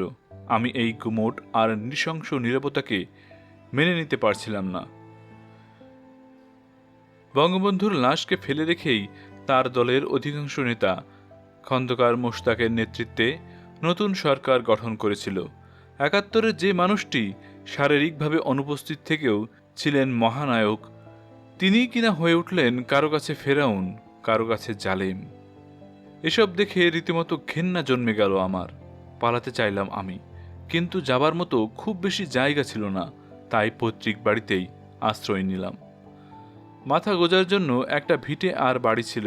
অল্প বিস্তর ধানে জমিও রেখে গিয়েছিলেন আমার বাবা। সেগুলো বর্গা দিয়ে রাখলেও খুব কমই খোঁজখবর রাখতাম। দুঃসম্পর্কের এক অভাবী আত্মীয় দেখভাল করত সেসবের। প্রথমে ভেবেছিলাম কিছুদিন পরে গ্রাম থেকে ফিরে আসব, আবার ঢাকা শহরে কোনো চাকরি জুটিয়ে নেব। কিন্তু কিভাবে যেন সেই কিছুদিন দীর্ঘ হতে হতে মাসখানেক সময় হয়ে গেল। বাবা যে স্কুলে আমৃত্যু শিক্ষকতা করেছেন, সেই স্কুলে কিছু শিক্ষকের দরকার ছিল। বিশেষ করে ভালো ইংরেজি শিক্ষকের খুব অভাব ছিল তখন। একদিন সেই স্কুলের হেডমাস্টার আমাকে বললেন, যতদিন গ্রামে আছি বাচ্চাগুলোকে একটু ইংরেজি পড়াচ্ছি না কেন? শিক্ষকের অভাবে বাচ্চাগুলো ক্লাস করতে পারছে না। আমি এক কথায় রাজি হয়ে গেছিলাম। গ্রামে আমার সারাটা দিন অলস সময়ই কাটত। সুতরাং সকালের দিকে স্কুলে গিয়ে ঘণ্টাখানেক পড়িয়ে আসলে মন্দ কি? কিন্তু বাচ্চাগুলোকে পড়াতে গিয়ে কি মজা পেলাম জানি না, খুব সিরিয়াস হয়ে উঠলাম। মাসখানেক পর হেড স্যার ডেকে জানতে চাইলেন আমি পুলিশের চাকরি ছেড়ে দিয়েছি কিনা। তাকে সত্যিটাই বললাম। তখনই তিনি প্রস্তাব দিলেন, যদি আপত্তি না থাকে স্কুলে জয়েন করতে পারি। অনেক খুঁজেও ইংরেজি শিক্ষক পাওয়া যাচ্ছে না। সত্যি বলতে আমি সেই সময় নিজেকে নিয়তির হাতেই সঁপে দিয়েছিলাম। ঘটনা প্রবাহের স্রোত আমাকে যেদিকে নিয়ে যাবে সেদিকেই যাব, এক ধরনের বৈরাগ্য পেয়ে বসেছিল। তাই কোনো কিছু না ভেবেই স্কুলে পড়ানোর কাজটা নিয়ে নিলাম। শিক্ষকতা শুরু করার ৩ মাস পরই জেগে উঠল আমার ঘুমন্ত পাঠক সত্তা। মনে পড়ে গেল ঢাকায় যে বাড়িতে ছিলাম সেটা ছেড়ে আসিনি, বাড়িওয়ালাকেও কিছু বলিনি। পলাশির ওই বাড়িতে কিছু আসবাব আর কাগজপত্রের সাথে আছে আমার সমস্ত বইপত্র। এতদিনে আছে কি নেই কে জানে। তাছাড়া বাড়িওয়ালা আমার কাছ থেকে তার প্রাপ্য ভাড়াও পায়। স্কুল থেকে ২-৩ দিনের ছুটি নিয়ে আমি নভেম্বর মাসের ১ তারিখে ঢাকায় ফিরে আসি। উঠি মামাতো ভাই সামাদের বাসায়। দেশ তখনও টালমাটাল, চারিদিকে নানা গুজব। সামাদি আমাকে জানালো যে কোনো সময় আবারও নাকি কিছু একটা হতে পারে, তবে সেটা কি, কেন আর কবে সেসব নিয়ে আমার কোনো আগ্রহ ছিল না। বঙ্গবন্ধুর মৃত্যুর সাথে সাথে আমার রাজনৈতিক আগ্রহেরও সমাধি ঘটে গিয়েছিল। পরদিন পলাশিতে গিয়ে দেখি আমার ঘরটা অন্য কেউ ভাড়া নিয়ে নিয়েছে। সম্ভবত বাড়িওয়ালা আমার সমস্ত জিনিসপত্র বিক্রি করে তার পাওনা টাকার কিছুটা আদায় করারও ব্যবস্থা করে ফেলেছেন। তবে আসবাব আর বাকি জিনিসগুলো নিয়ে আমার কোনো আক্ষেপ ছিল না। আমার আক্ষেপ ছিল তিল তিল করে জমানো প্রিয় বইগুলোর জন্য। বাড়িওয়ালা ভদ্রলোক আমাকে দেখে বেশ অবাক হয়েছিলেন। তিনি ধরেই নিয়েছিলেন আমি আর ঢাকায় ফিরে আসব না। আপনি তো পুলিশে আছিলেন, আওয়ামী লীগ করতেন না, পালাইলেন কেন? আমি তাকে জানালাম ব্যক্তিগত কারণে হুট করে গ্রামের বাড়িতে চলে যেতে হয়েছিল। যাক, তিনি অবশ্য আমার উধাও হওয়ার ঘটনা নিয়ে বেশি আগ্রহ দেখালেন না। আমাকে জানালেন আমি এসে নাকি ভালোই করেছি, আর কদিন পর এলে আমার জিনিসপত্রগুলো ফিরে পেতাম কিনা সন্দেহ। ওগুলো তিনি পানির দরে বিক্রি করে ভাড়ার টাকা তোলার সিদ্ধান্ত নিয়েছিলেন। আমি যার পর নাই খুশি হয়েছিলাম কথাটা শুনে। তাহলে আমার বইগুলো সব আছে? বাড়িওয়ালা আমার সব মালপত্র আর বইগুলো চিলেকোঠার একটা ঘরে বস্তাবন্দি করে তালা মেরে রেখে দিয়েছিলেন, এই আশায় আমি হয়তো কোনোদিন এগুলো নিতে আসব। বাড়ি ভাড়ার পাওনা টাকা পরিশোধ করে তাকে জানালাম শুধুমাত্র দরকারি কাগজপত্র আর বইগুলো আমি নেব। আম কাঠের সিঙ্গেল খাট, একটা আলনা আর ছোট্ট আলমারিটা বাড়িওয়ালার কাছেই থাকুক। ওগুলো গ্রামে বয়ে নিয়ে যাবার কোনো ইচ্ছে আমার নেই। চাইলে তিনি বিক্রি করে দিতে পারেন, আমার কোনো দাবিও থাকবে না। গ্রামে ফিরে যাবার আগে আমি চলে গেলাম হায়দার ভাইয়ের বাসায়। ভাবির কোনো খোঁজ নিতে পারিনি দীর্ঘদিন। বেচারি কেমন আছে কে জানে। খুবই সংকোচ হচ্ছিল তার মুখোমুখি হতে, কিন্তু ওখানে কি বিস্ময় আমার জন্য অপেক্ষা করছে সেটা ঘুণাক্ষরে বুঝতে পারিনি। নীলু ভাবি অন্তঃসত্ত্বা। হায়দার ভাইয়ের মৃত্যুর পরপরই তিনি জানতে পারেন তার পেটে অনাগত সন্তান আসছে। এটা জানতে পেরে আমার চোখ দুটো ছলছল করে উঠেছিল। আমি মিথ্যে সান্ত্বনা দেবার জন্য ভাবিকে বলেছিলাম তাদের যে সন্তান হবে সেটা আমি স্বপ্নে দেখেছি, কিন্তু আমার এমন মিথ্যে প্রবোধ শেষ পর্যন্ত সত্যি হয়ে গেল। পরক্ষণেই মনে পড়ে গেল হায়দার ভাইয়ের কথা। বেঁচে থাকলে কি করতেন তিনি? অবশ্যই খুশি হতেন। হয়তো আমার কাছে করা প্রতিজ্ঞাটা হাসতে হাসতেই ভেঙে ফেলতেন, আর আমিও সানন্দে যোগ দিতাম তার সঙ্গে। অবশেষে বিষাদের মধ্যেও সান্ত্বনা খুঁজে পেলাম। এস এম হায়দার পৃথিবী থেকে বিদায় নিলেও তার বীজ রেখে গেছেন। নীলু ভাবির সাথে দেখা করে বেশ উৎফুল্ল হয়ে আমি পলাশিতে ফিরে যাবার সময় কি মনে করে যেন মিনহাজের বাসায় চলে গেলাম। কিন্তু ওখানে গিয়ে জানতে পারলাম কিছুদিন আগে বাড়িটা ছেড়ে দিয়েছে মিলির স্বামী। ততক্ষণে ব্যাংক ছুটি হয়ে গেছে, নইলে ওর ব্যাংকেই চলে যেতাম। মিনহাজকে না পেয়ে বই আর দরকারি জিনিসপত্র নেবার জন্য পলাশিতে ফিরে গেলাম। এরপর চলে আসার সময় বাড়িওয়ালা আমার কাছে এসে জানালেন একটা কথা বলতে ভুলে গিয়েছিলেন তিনি। আমি উধাও হয়ে যাবার পর 2-3 দিন এক মেয়ে এসে আমার খোঁজ করেছিল। নামটা তিনি মনে করতে না পারলেও আমার বুঝতে অসুবিধা হচ্ছিল না কে এসেছিল। রামজিয়া শেহরিন। এই 3 মাসে তার কথা মনে পড়লেও আমি যেন নিজের তৈরি একটা ঘোরের মধ্যে ডুবেছিলাম। সেই ঘোর থেকে বের হবার কোনো ইচ্ছে আমার ছিল না। বাড়িওয়ালা আরও জানালেন রামজিয়া শেষবার যখন এসেছিল তখন একটা চিরকুট দিয়ে গেছিল তার কাছে। আমি এলে যেন তিনি সেটা দিয়ে দেন। ভদ্রলোক জানালেন আমার দরকারি কাগজপত্রের সাথে ওই চিঠিটা রেখে দিয়েছেন, খুঁজলেই পেয়ে যাব। প্রচণ্ড আগ্রহ থাকা সত্ত্বেও গাঁটটি বোচকা খুলে চিঠি খোঁজাটা সমীচীন হবে বলে মনে করিনি। তার বদলে বাড়িওয়ালার কাছে গাঁটটি বোচকা আবারও কিছুক্ষণের জন্য রেখে চলে যাই কাছের একটা টেলিফোন বুথে। রামজিয়ার ফোন নাম্বারটা আমার মুখস্থই ছিল। কয়েন ফেলে ওর বাসার নম্বরে ডায়াল করি। ফোনটা ধরল অল্প বয়সী এক মেয়ে। আমি রামজিয়াকে চাইলে সে হোল্ড করতে বলে চলে গেল। কয়েক মুহূর্ত পর তার কণ্ঠটা শুনতে পেলাম দীর্ঘদিন পর। হ্যালো। নিজের পরিচয় দিলাম আমি। সঙ্গে সঙ্গে ফোনের ওপাশে নেমে এলো নীরবতা। তুমি? এতদিন পর? কাঁপা কাঁপা কণ্ঠে বলে উঠল সে। দেশের বাড়িতে চলে গিয়েছিলাম, কাল ঢাকায় এসেছি। শুধু এটুকুই বলতে পারলাম। আলতো করে একটা দীর্ঘশ্বাস শুনতে পেলাম আমি। তারপরে সে বলে উঠল, তুমি আমার চিঠি পাওনি? না, মানে কি বলবো বুঝতে পারছিলাম না। তার চিরকুটটা জরুরি কাগজের মধ্যে আছে, আমি সেটা পড়ে দেখিনি তখনও। আজ আমার গায়ে হলুদ, আস্তে করে বলল সে। কাল বিয়ে। বজ্রাহত হলাম আমি, কিছু বলতে পারলাম না। কয়েক মুহূর্ত নীরবতার পর আমার হাত থেকে রিসিভারটা আস্তে করে পড়ে গেল। একটা ঘোরের মধ্যে হাঁটতে শুরু করলাম। কথাটা শোনার পর আবারও বুকের ভেতরটা হু হু করে উঠেছিল আমার। বুঝতে পারলাম এই শহরের সাথে আমার সব ধরনের লেনদেন চুকে গেছে। গ্রামের পথে রওনা দেবার আগে আরও একটা জায়গায় যাবার তাড়না বোধ করেছিলাম আমি, কিন্তু নতুন করে প্রচণ্ড দুঃখবোধে আক্রান্ত হবার ঝুঁকিটা আর নিতে পারিনি। গ্রামে পৌঁছাতেই খবর পেলাম জেলখানায় পৈশাচিক একটা ঘটনা ঘটে গেছে। হত্যা করা হয়েছে জাতীয় 4 নেতাকে। দেশের অবস্থা টালমাটাল, কে ক্ষমতায় আছে সেটাও পরিষ্কার নয়। এখন কি হয় বলা যায় না। লোকজন বলাবলি করছে বঙ্গবন্ধুকে যারা সপরিবারে হত্যা করেছিল তারাই নাকি এই জঘন্য ঘটনা ঘটিয়েছে। গ্রামে ফিরে বইপত্র আর কাগজপত্র ঘেটে রামজিয়ার চিরকুটটা উদ্ধার করতে পেরেছিলাম। ছোট্ট একটা কাগজ, তাতে সম্বোধন ছাড়া কয়েক লাইন হাতের লেখা। আমার বিয়ে ঠিক হয়ে গেছে, বুঝতে পারছি না কি করব। তোমার সাথে দেখা করতে কেন এসেছিলাম তাও জানি না। শেষ পর্যন্ত পরিবারের কথা মেনে নিতে হলো। ছেলে আমেরিকায় সেটেলড, বিয়ের পরপরই ওখানে চলে যাব। হয়তো তোমার সাথে আর দেখা হবে না। তুমি যে কোথায় হারিয়ে গেলে জানি না। ভালো থেকো। রামজিয়া। এই ছোট্ট চিরকুটটা আজও আমার কাছে রয়ে গেছে। মাঝে মধ্যে আমি ওটা দেখি। কেন জানি না, দেখে যে খুব ভালো লাগে তাও না। তারপরও দেখি, দীর্ঘ 2 যুগ ধরেই দেখে আসছি।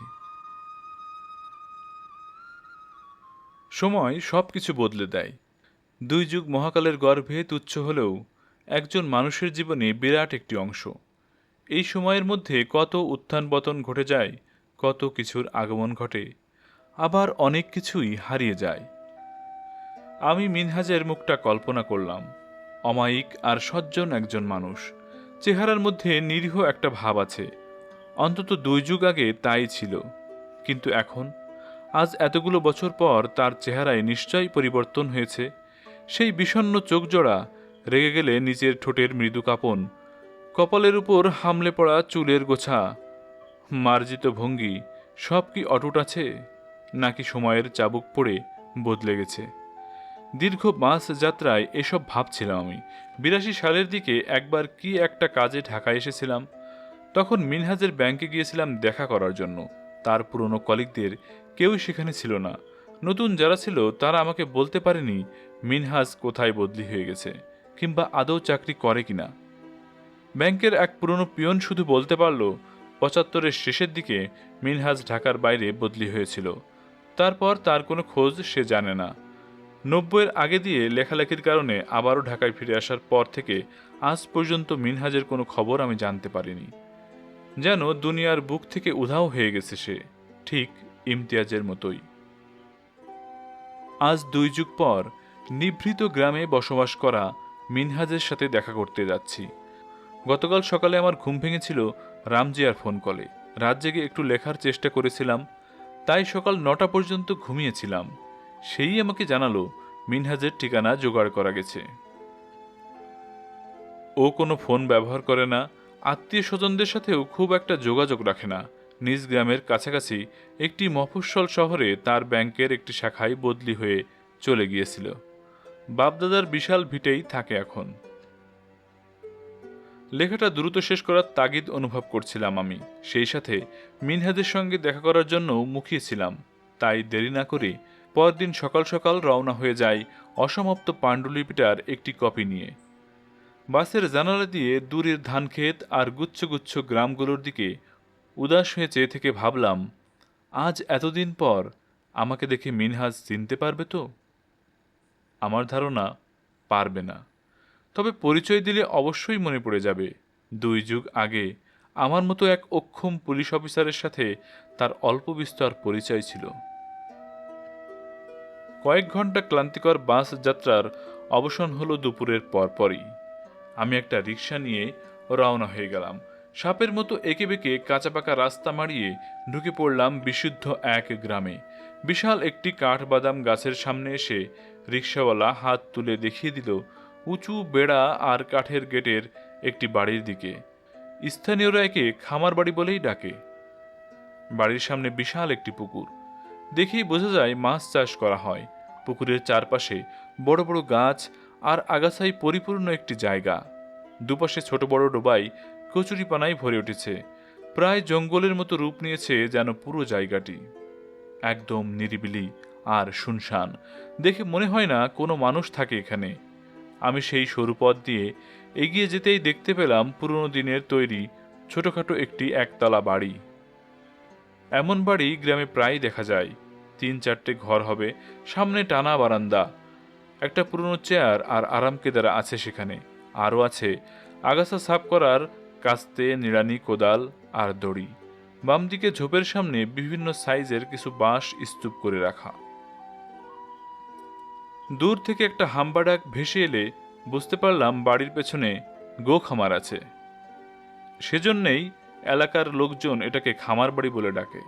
বাড়ির সামনে গিয়ে বোকার মতো দাঁড়িয়ে রইলাম কিছুক্ষণ। ঘরের দরজাগুলো খোলা থাকলেও ভেতরে কাউকে দেখতে পাচ্ছিলাম না। কেউ কি আছেন? কিছুক্ষণ পর ডেকে উঠলাম আমি। কোনো সাড়া শব্দ না পেয়ে আবার ডাকলাম, কেউ আছেন?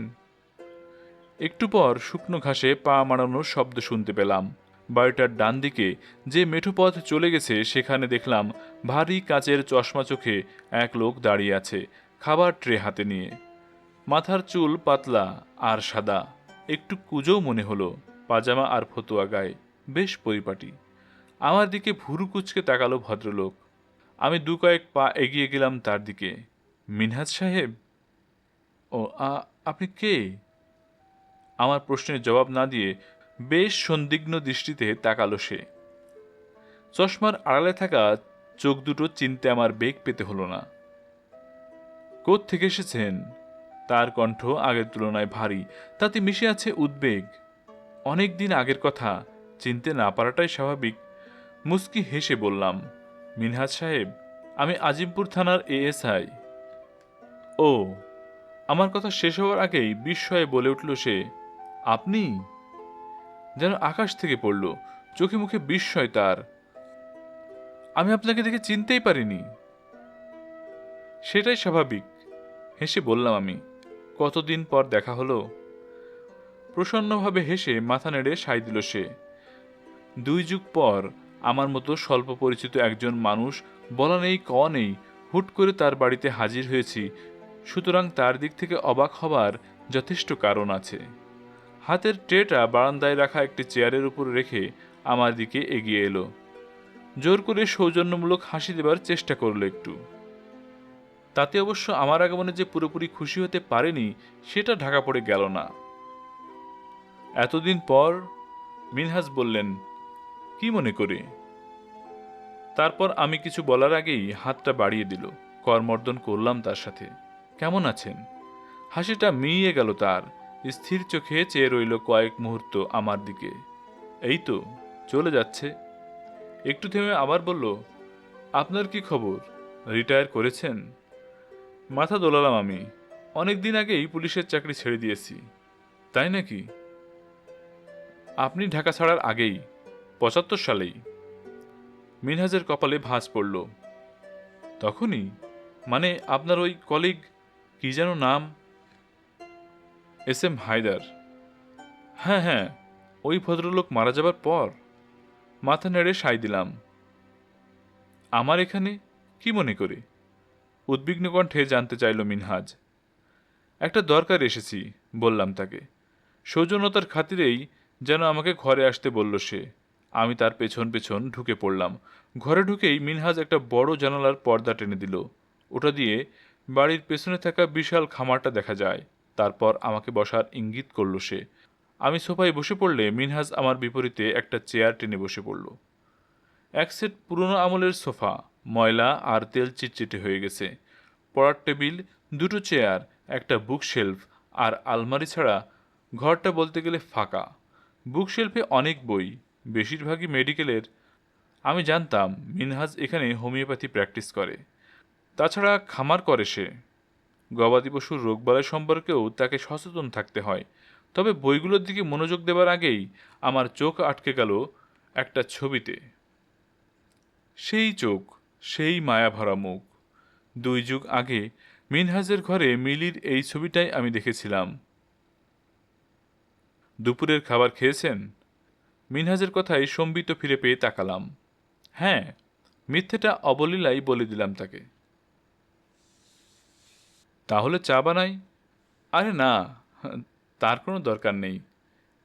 সত্যি হলো, চা সিগারেট দুটোই খাওয়ার তেষ্টা পেয়ে বসেছে। সিগারেট খাওয়ার অভ্যাস এখনো আছে? মুচকি হেসে মাথা দোলালাম। আমি অবশ্য ছেড়ে দিয়েছি, শরীর আর কুলায় না। একটু থেমে আবার বলল, আপনি কিন্তু সিগারেট খেতে পারেন, কোনো সমস্যা নেই। এখানে খেতে ইচ্ছে করছে না। আবারও মিথ্যে বললাম। ঘরের চারপাশটা দেখে জিজ্ঞেস করলাম, মনে হচ্ছে একাই থাকেন? মলিন হাসি দিল সে। সঙ্গী পাবো কোথায়? কেন, আর বিয়ে করেননি? মাথা দুলিয়ে জবাব দিল সে, সংসার করার ইচ্ছে আর হয়নি। কথাটা শুনে একটু অবাকই হলাম।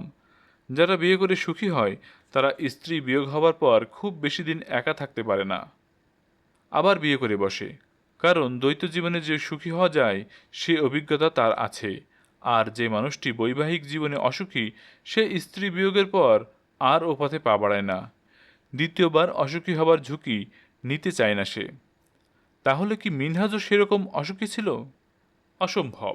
এটা আমার বিশ্বাস করতেও কষ্ট হলো। মিলির প্রতি ওর যে প্রেম আর ভালোবাসা আমি দেখেছি, সেটা অতুলনীয়, ঈর্ষণীয়।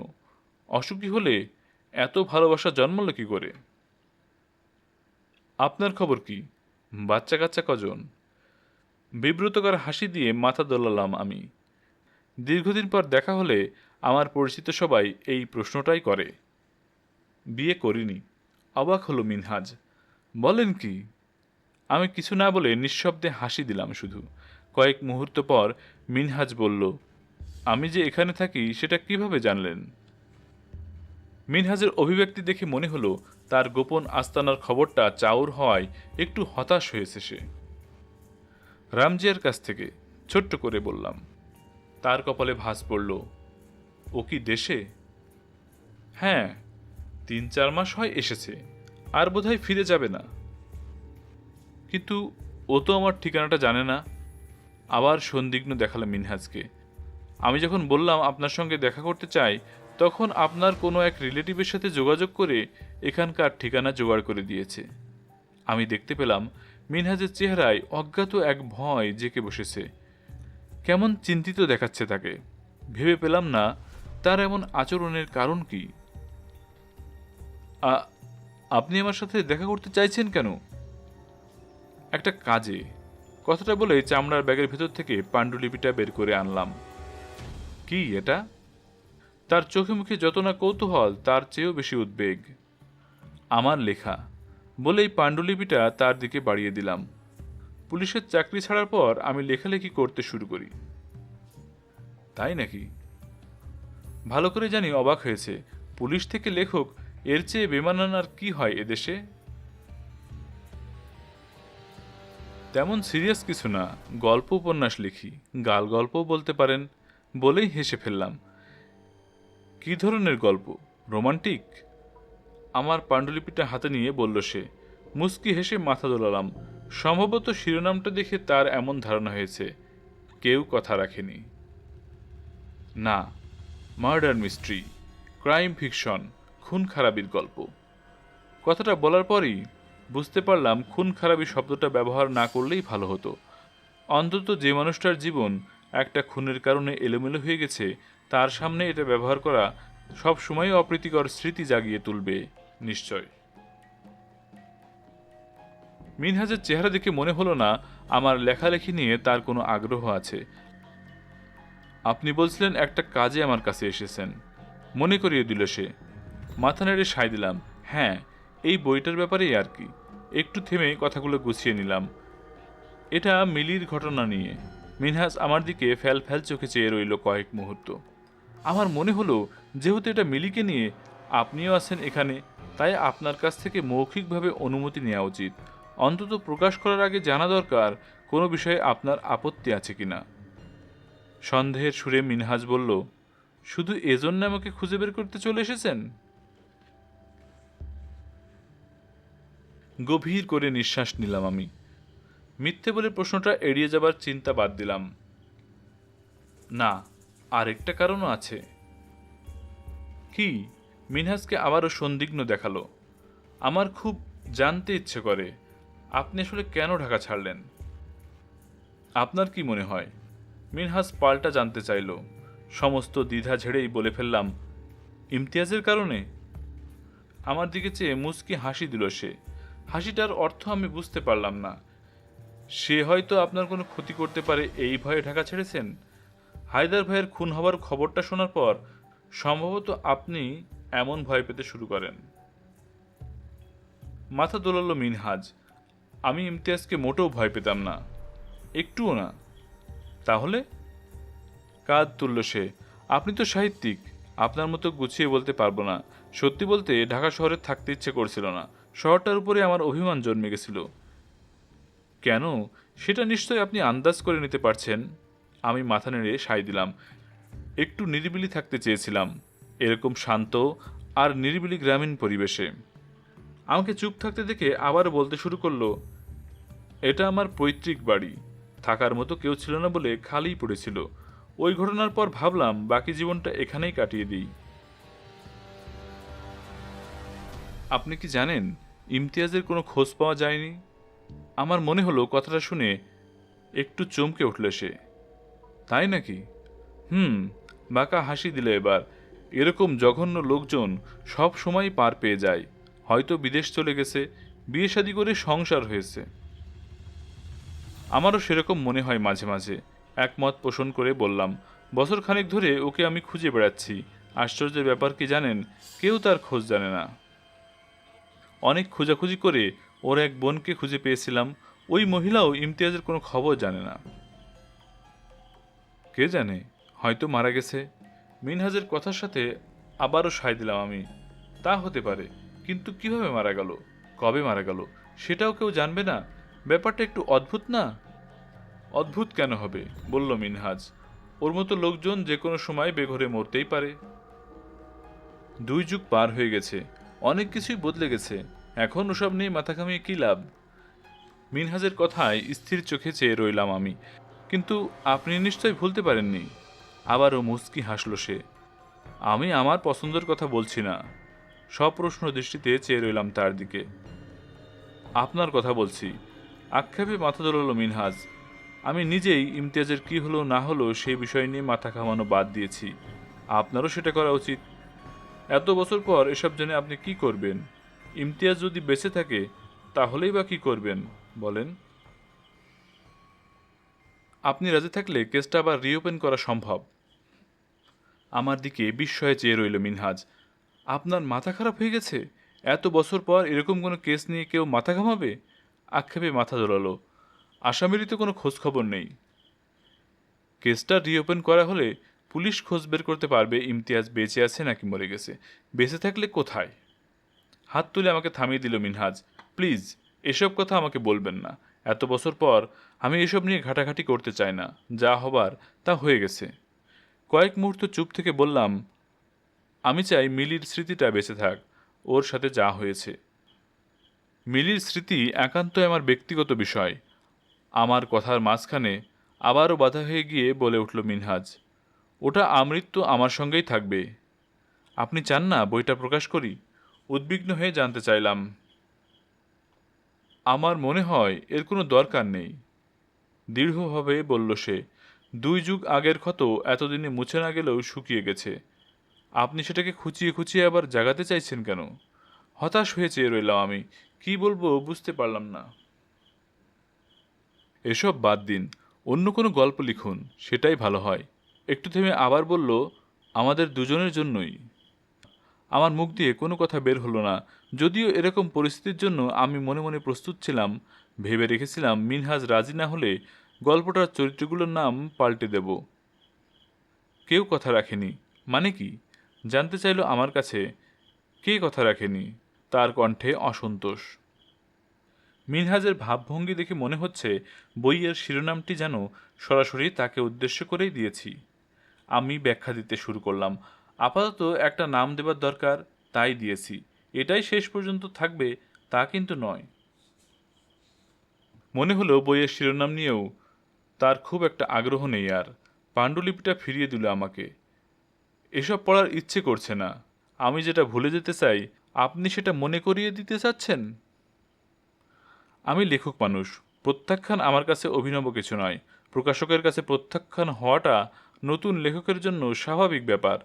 আর প্রতিষ্ঠিত হয়ে গেলে যে প্রত্যাখ্যান পাবার সমাপ্তি ঘটে তাও নয়। তখন আবার পাঠকের কাছ থেকে প্রত্যাখ্যান হবার সম্ভাবনা তৈরি হয় প্রতিটি লেখা প্রকাশের পরপরই। কিন্তু মিনহাজের কাছ থেকে বিমুখ হয়ে মুষড়ে পড়লাম। আমি চেয়েছিলাম মিলির ঘটনাটা যেহেতু সত্যি, তাই সেটা সাহিত্যের মধ্য দিয়ে বেঁচে থাক। আমি আমার পাণ্ডুলিপিটা ব্যাগে ভরে দাঁড়ালাম। সরি। মিনহাজও উঠে দাঁড়ালো। আশা করি কিছু মনে করেননি। না, ঠিক আছে, ভদ্রতা দেখিয়ে বললাম তাকে। দরজা দিয়ে বের হতেই আমার মনে হলো একটা কথা মিনহাজকে না বললে অনুচিত হবে। ঘুরে দাঁড়ালাম আমি। আপনার নাম, মিলির নাম, সব নাম বদলে দিয়ে যদি বইটা প্রকাশ করি তাহলে নিশ্চয়ই কোনো আপত্তি থাকবে না? আমার একথা শুনে মিনহাজ একটু ভেবে নিল। নিচের ঠোঁট কামড়ে ধরল সে। আসলে মিলির খুনটা আমি ভুলতে পারি না আজও। এত বছর পরও আমি এসব নিয়ে ভাবি। এই একটা ঘটনা আপনার, আমার, অনেকের জীবনই পাল্টে দিয়েছে। এটা আপনার একান্ত নিজস্ব ব্যাপার নয় মিনহাজ সাহেব। এই ঘটনায় হায়দার ভাইয়ের মতো মানুষও খুন হয়েছে। এরকম একটি ঘটনা না লিখে আমি থাকতে পারিনি। একটা দীর্ঘশ্বাস ফেলে অবশেষে বলে ফেললাম, এই বই আমি প্রকাশ করবই। ইমতিয়াজকেও খুঁজে বের করব, যতক্ষণ না জানতে পারছি সে মারা গেছে। পারলে আমাকে ক্ষমা করে দিয়েন। কথাটা বলেই পা বাড়ালাম সামনের দিকে। দাঁড়ান, আমাকে চমকে দিয়ে মিনহাজ বলে উঠল পিছন থেকে। ঘুরে তাকালাম আমি। ঘরে ঢোকার জন্যই ইশারা করল সে। ভেতরে আসুন, আপনাকে একটা কথা বলার আছে আমার। সত্যি বলতে কয়েক মুহূর্তের জন্য আমার মনে হয়েছিল মিনহাজের ভাবভঙ্গি কেমন জানি রহস্যময়। একটা অজানা আশঙ্কাও যেন জেগে বসলো আমার মধ্যে। তবে সেটা মাথা থেকে ঝেড়ে আমি আবার ঘরে ঢুকে পড়লাম। একটু আগে যেখানে বসেছিলাম সেখানেই বসলাম আমরা দুজনে। মিনহাজ কপালের বাম পাশটা ঘষতে লাগলো হাত দিয়ে। আপনার এবং হায়দার সাহেবের কাছে আমি আজীবন কৃতজ্ঞ। আপনারা মিল্লির হত্যাকারীকে ধরেছিলেন, অনেক বাধা বিপত্তি ডিঙিয়ে তাকে উপযুক্ত শাস্তি দেওয়ার চেষ্টা করেছিলেন। এই কাজ করতে গিয়ে হায়দার সাহেব অকালে প্রাণ হারিয়েছেন। আপনার দুঃখটা আমি বুঝি, কিন্তু তারপরেও আমি বলবো, এইসব বাদ দিন। ইমতিয়াজকে খুঁজে কোনো লাভ নেই। আমি হতাশ আর বিস্মিত হয়ে তাকিয়ে রইলাম। একথা বলার জন্য আবারও আমাকে ঘরে ডেকে এনেছিল মিনহাজ। কেন বলছি জানেন? আমি সপ্রশ্ন দৃষ্টিতে চেয়ে রইলাম তার দিকে। কারণ ইমতিয়াজ বেঁচে নেই। 1975 সালের 15ই আগস্টের পর অন্য অনেকের মতোই ইমতিয়াজ আত্মগোপনে চলে গিয়েছিল। অক্টোবরের শুরুর দিকে একদিন কি একটা দরকারে মিরপুরে তার এক আত্মীয়ের বাড়িতে গেছিল মিনহাজ। ওখান থেকে ফেরার সময় সে ইমতিয়াজকে দেখতে পায় এক বাড়িতে ঢুকছে। বোঝা যায় এই বাড়িতেই ইমতিয়াজ আত্মগোপন করে আছে। পরপর কয়েকদিন মিরপুরে গিয়ে ওই বাড়ি থেকে একটু দূরে দাঁড়িয়ে ইমতিয়াজের গতিবিধি লক্ষ্য করে সে। জানতে পারে খুনি কখন বের হয়, কোথায় যায়, আবার কখন ফিরে আসে। এরপর মিনহাজ দ্রুত একটা পরিকল্পনা করে ফেলে। সেই অনুযায়ী প্রস্তুতি নিতেও শুরু করে দেয়। এক ডাক্তার বন্ধুর কাছ থেকে কড়া ডোজের ক্লোরোফর্ম সংগ্রহ করে, টাকা দিয়ে একটা পিস্তল কিনে নেয়। তারপর এক সন্ধ্যায় একটা প্রাইভেট কার জোগাড় করে চলে যায় মিরপুরে। গাড়িটা ওই বাড়ির সামনেই পার্ক করে অপেক্ষায় থাকে। সে জানতো অন্য কোথাও আড্ডা দিয়ে রাত 8টা-9টার দিকে ইমতিয়াজ ওই বাড়িতে ফিরে আসবে রাত থাকার জন্য। ওই দিন সে বাড়িতে ঢোকার আগেই মিনহাজ পিছন থেকে ক্লোরোফর্ম ভেজানো রুমাল দিয়ে তার নাক মুখ চেপে ধরে, মুহূর্তেই অজ্ঞান করে ফেলে থাকে। তারপর পা জাকুলা করে গাড়ির পেছনে ট্রাঙ্কে রেখে তালা মেরে দেয়। গাড়ি নিয়ে দ্রুত চলে যায় সেখানে। আগে থেকে ঠিক করে রাখা নির্জন এক রেল লাইনের পাশে গাড়িটা রেখে অপেক্ষা করতে থাকে ট্রেন চলে যাবার জন্য। সেই রেল লাইন দিয়ে ট্রেন চলে যাবার সময় গাড়ির পেছনের ট্রাঙ্ক খুলে ইমতিয়াজকে পরপর 3টি গুলি করে খুন করে ফেলে মিনহাজ। ট্রেনের বিকট শব্দের কারণে তার গুলির আওয়াজ ধামাচাপা পড়ে যায়। এরপর ইমতিয়াজের লাশটা পচা কোনো খালে ফেলে দেওয়া হয়। ঢাকা শহরে তখন খালের অভাব ছিল না, সুতরাং কাজটা করতে খুব বেশি বেগ পেতে হয়নি। ইমতিয়াজকে খুন করার পরই মিনহাজ ঢাকা ত্যাগ করে। ইমতিয়াজকে খোঁজ করার চিন্তা বাদ দিন। গল্পটা বলার পর মিনহাজ বলল আমাকে, ভুলে যান তার কথা, সে বেঁচে নেই। বহু আগেই আমি তাকে খুন করে স্ত্রী হত্যার প্রতিশোধ নিয়ে নিয়েছি। গল্পটা শোনার পর অনেকক্ষণ পর্যন্ত আমি কোনো কথা বলতে পারিনি, যেন আমার সমস্ত অঙ্গ প্রত্যঙ্গ অবশ হয়ে গেছিল। যাই হোক, ইমতিয়াজের উধাও হওয়ার রহস্য অবশেষে জানতে পারলাম। কেন তার ব্যাপারে কেউ কিছু জানে না সেটাও এখন বোধগম্য। মিলি আর হায়দার ভাইয়ের খুনি বেঘরে মারা পড়েনি, সবার অলক্ষ্যে তাকে খুন করে লাশ ফেলে দিয়েছে মিনহাজ। হয়তো কদিন পরেই পানি থেকে ভেসে উঠেছিল ইমতিয়াজের মৃতদেহ, কিন্তু ততদিনে তাকে চেনার কোনো উপায় ছিল না। আবার এমনও হতে পারে খুনির লাশ কখনো ওই পচা খালের পানিতে ভেসে ওঠেনি, ময়লা আবর্জনার ভিড়ে চিরকালের জন্য ঠাঁই করে নিয়েছে।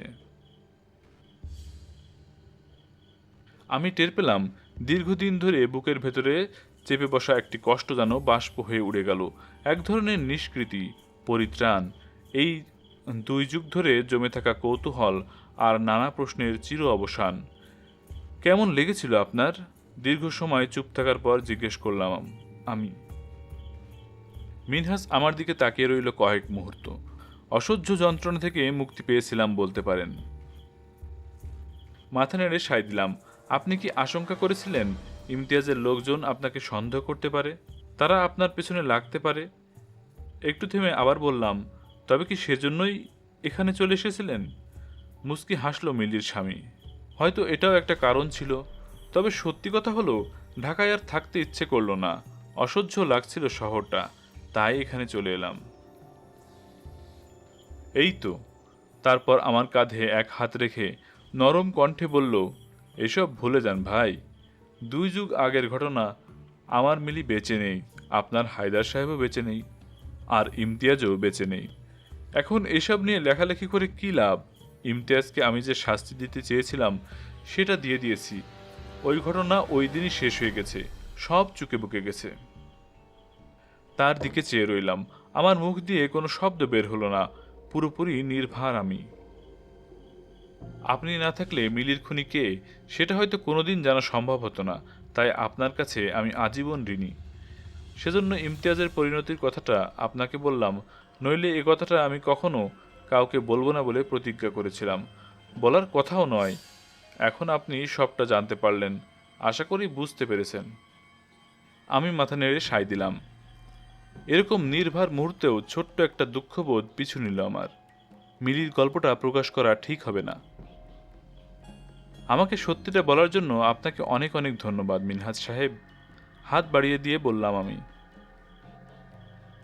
মনে করুন আপনার কাছে আমার যে ঋণ ছিল সেটা শোধ করে দিলাম এই সত্যটা জানিয়ে। প্রসন্নভাবে হেসে আমার হাতটা ধরে আন্তরিকভাবে বলল সে। ভালো থাকবেন, শরীরের যত্ন নেবেন। আপনিও ভালো থাকবেন। আমি মিনহাজের খামার বাড়ি থেকে বের হলাম অদ্ভুত এক অভিজ্ঞতা নিয়ে। টিকিট কেটে বাসের জন্য অপেক্ষা করছি, আর ভাবছি শেক্সপিয়ার ঠিকই বলেছেন, বাস্তব কল্পনার চেয়েও বেশি রোমাঞ্চকর।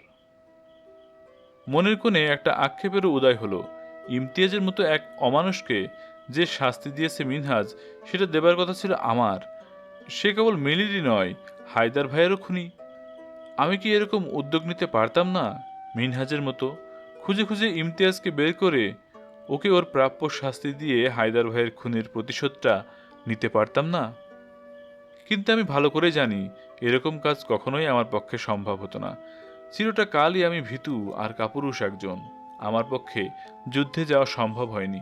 হায়দার ভাইয়ের হত্যার বদলাও নিতে পারিনি, কিছুই করতে পারিনি। আমি কেবল পালাতে পারি, নিভৃতে বসে বসে গল্প লিখতে পারি। এর বেশি কিছু আমার পক্ষে সম্ভব নয়। ব্যাগের ভেতর থেকে পাণ্ডুলিপিটা বের করে আশেপাশের কোনো ডোবা বা নালায় ছুঁড়ে ফেলে দিতে ইচ্ছে করছে, কিন্তু ওই পর্যন্তই। এটা করতেও ব্যর্থ হলাম আমি। ব্যাগটা বুকে আগলে ধরে উদাস হয়ে চেয়ে রইলাম মহাসড়কের দিকে। এই আক্ষেপ না করে পারলাম না। যে গল্পটা আমি জানলাম, যে গল্পটা আমার জীবনের আমূল পাল্টে দিয়েছিল, সেটার পরিসমাপ্তি যত রোমাঞ্চকরই হোক না কেন, হয়তো প্রকাশ করতে পারবো না। অন্তত মিনহাজ বেঁচে থাকতে তো নয়। বাসটা আসতে দেরি করলো। অপেক্ষায় থাকতে থাকতে বিরক্ত হয়ে গেলাম আমি। বিকেল গড়িয়ে সন্ধ্যার দিকে হামাগুড়ি দিচ্ছে দিনের আলো। খিদেই পেট আর্তনাদ করতে শুরু করে দিলেও উঠে গিয়ে আশেপাশের কোনো খাবারের দোকান থেকে যে কিছু কিনে খাবো সে ইচ্ছেও করল না। এ সময় হঠাৎ করে কিছু দৃশ্য আর স্মৃতি আমার মাথায় ভর করলো। এটা আমি গুছিয়ে বলতে পারবো না, দৃশ্যগুলো বর্ণনা দেওয়াও সম্ভব নয়। কেমন এলোমেলো আর দ্রুত, কিন্তু স্পষ্ট একটা ইঙ্গিত আছে তাতে। মিনহাজ নিজের হাতে ইমতিয়াজকে গুলি করে হত্যা করেছে, এটা মেনে নিতে কষ্ট হলো আমার। কেন এমনটা মনে হলো সেটা নিশ্চিত করে বলতে পারবো না, তবে মনের ভেতরে একটা খসখসানির জন্ম হলো আচমকায়। অতীত আর বর্তমানের কতগুলো দৃশ্য, কথা, ঘটনা আমাকে ব্যতিব্যস্ত করে তুলল। আপাতত বিচ্ছিন্ন এসব দৃশ্য, ঘটনা আর কথাগুলো জোড়া লাগাতে লাগাতে একটা আকার তৈরি করে ফেলল। কিছু একটা ভুল হয়ে গেছে। মিনহাজ যা বলেছে তাতে কিছু অসঙ্গতি আছে, পুরোটা সত্যি বলেনি। আমি সঙ্গে সঙ্গে উঠে দাঁড়ালাম এক ধরনের তাড়নায়। ঢাকায় যাবার নির্দিষ্ট বাসটা চলে এলো এ সময়, কিন্তু আমি সেটাতে না উঠে একটা রিক্সা ডাকলাম। মিনহাজের খামার বাড়ি থেকে একটু দূরেই রিক্সাটা ছেড়ে দিলাম আমি। সন্ধ্যা নেমে পড়েছে। চারপাশ অন্ধকারে ঢেকে যাচ্ছে ধীরে ধীরে। বাড়ির সামনে গেট দিয়ে না ঢুকে আমি অনেকটা পথ হেঁটে পেছন দিকে চলে এলাম। জায়গাটা ডোবানালা আর ঝোপঝাড়ে পরিপূর্ণ। কাঁটাতারে বেড়া দিয়ে বাড়ির সীমানা দেয়া থাকলেও সেটা অনায়াসে টপকে যেতে পারলাম, কারণ বেশ কিছু জায়গায় কাঁটাতার ঝুলে নিচু হয়ে গেছিল। খুবই সতর্ক পদক্ষেপ। একটু নিচু হয়ে আমি ঢুকে পড়লাম মিনহাজের বাড়ির পেছনে থাকা গোয়াল ঘরের পাশ দিয়ে। বড় বড় গাছ আর ঝোপের কারণে লুকিয়ে প্রবেশ করাটা সহজ হলো আমার জন্য। দূর থেকে মিনহাজের একতলা বাড়ির দিকে তাকালাম। একটা ঘর আর বারান্দায় বাতি জ্বালিয়ে দেওয়া হয়েছে।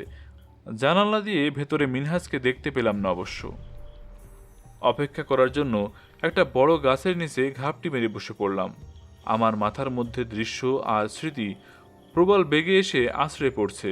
অসঙ্গতিটা খুব যে বড় তা নয়, কিন্তু আমার মন বলছে এখানে এসে ভুল করিনি। সত্যিটা আমাকে জানতেই হবে, পুরো সত্যিটা। মিনহাজের বলা অর্ধ সত্য নয়। আমি জানি না কতক্ষণ এভাবে গাছের নিচে বসেছিলাম, তবে চারপাশ গাঢ় অন্ধকারে ঢেকে যাবার পর একসময় দেখতে পেলাম মিনহাজ বাড়ির ভেতর থেকে বের হয়ে আসছে। সতর্ক হয়ে উঠলাম আমি, যদিও জানি অমন অন্ধকারে এত দূর থেকে আমাকে সে দেখতে পাবে না। মিনহাজ গোয়াল ঘরের দিকে না এসে তার ডান পাশে একটি ঘন ঝোপের দিকে এগিয়ে যাচ্ছে। তার হাতে খাবারের ট্রে, তবে তাতে খাবার নাকি অন্য কিছু আছে সে ব্যাপারে নিশ্চিত হতে পারলাম না। চামড়ার ব্যাগটা রেখে গাছের নিচ থেকে উঠে পা টিপে টিপে চলে গেলাম সেই ঝোপের কাছে। ঘন ঝোপের মাঝখান দিয়ে সরু একটা গলির মতো চলে গেছে। অন্ধকারের জন্য দেখতে বেশ বেগ পেতে হলো। ঝোপের ভেতর দিয়ে ঢুকে পড়তেই দেখতে পেলাম আরেকটা ঘর আছে সেখানে, সম্ভবত গুদাম ঘর কিংবা এরকম কিছুই। সেই ঘরের কাঠের দরজার সামনে দাঁড়িয়ে এক হাতে ট্রেটা ধরে অন্য হাত পকেটে ঢুকিয়ে চাবি খুঁজছে মিনহাজ। আমি থমকে দাঁড়ালাম, আস্তে করে কয়েক পা পিছিয়ে গেলাম। পাছে টের পেয়ে যায় সে। তালা খুলে দরজা দিয়ে ভেতরে ঢুকে পড়ল মিলির স্বামী। ভয় পাচ্ছিলাম ভেতরে ঢুকে হয়তো দরজাটা আবার লাগিয়ে দেবে, কিন্তু সেটা না করেই ঘরের ভেতরে ঢুকে পড়ল মিনহাজ। একটু অপেক্ষা করে আমিও ঢুকে পড়লাম সেই ঘরে। ঘুটঘুটে অন্ধকার, চোখে কিছুই দেখতে না পেয়ে দাঁড়িয়ে রইলাম কয়েক মুহূর্ত। মিনহাজের কোনো চিহ্ন নেই সেখানে। অন্ধকারে চোখ শুয়ে আসার পর দেখতে পেলাম ঘরের ডান দিকে এক কোণে একটা দরজা, আধ ভেজানো, ভেতর থেকে মৃদু আলো আসছে। দরজার দিকে এগিয়ে গেলাম আমি। নিজের হৃদস্পন্দন শুনতে পাচ্ছিলাম এ সময়। আস্তে করে দরজা খুলে যা দেখতে পেলাম সেটা অভাবনীয়। দরজাটা পাশের ঘরে যাবার জন্য নয়, ওটার ওপাশে মাটির নিচে একটা সিঁড়ি চলে গেছে, একটা ভূগর্ভস্থ কক্ষ। সেই ঘরটায় মৃদু লালচে আলোর একটি বাল্ব জ্বলছে। সেই আলো এসে পড়েছে সিঁড়ির ওপরে, আলমিরার দরজা পর্যন্ত। বুক ভরে দম নিয়ে সিঁড়ির প্রথম ধাপে পা রাখলাম আমি। আস্তে আস্তে নিচে নামতে শুরু করলাম। নিচের ঘর থেকে একটা শব্দ ভেসে এলো, সম্ভবত খাবারের ট্রেটা মেঝেতে রাখার শব্দ। মাটির নিচের ঘরটার আয়তন হবে বড়জোর 15 বাই 15 ফুটের মতো। বেশ নিচু ছাদ, আমার ধারণা উচ্চতা 8 ফুটের বেশি হবে না। অন্ধকার আর স্যাঁতসেঁতে একটি জায়গা, তীব্র বোটকা গন্ধ সেখানে। বাম দিকের দেওয়ালে একটা লালচে বাতি জ্বলছে। সেই আলোতে দেখতে পেলাম ঘরের এক কোণে একটা খাঁচা। সেই খাঁচার ভেতরে শিকলে বাঁধা একটি পশু জবুথবু হয়ে বসে আছে। মিনহাজ চেয়ে আছে সেই খাঁচা থেকে নিরাপদ দূরত্বে দাঁড়িয়ে থেকে। খাবারের ট্রেটা খাঁচার সামনে রাখা, পশুটার নাগালের মধ্যে। চোখ কুঁচকে ভালো করে তাকালাম আমি। পশুটা মুখ তুলে তাকালো মিনহাজের দিকে। আমার নিঃশ্বাস বন্ধ হয়ে এলো। পশু নয়, এক আদম সন্তান। ময়লা গেঞ্জি, ছেঁড়া প্যান্ট আর খালি পা।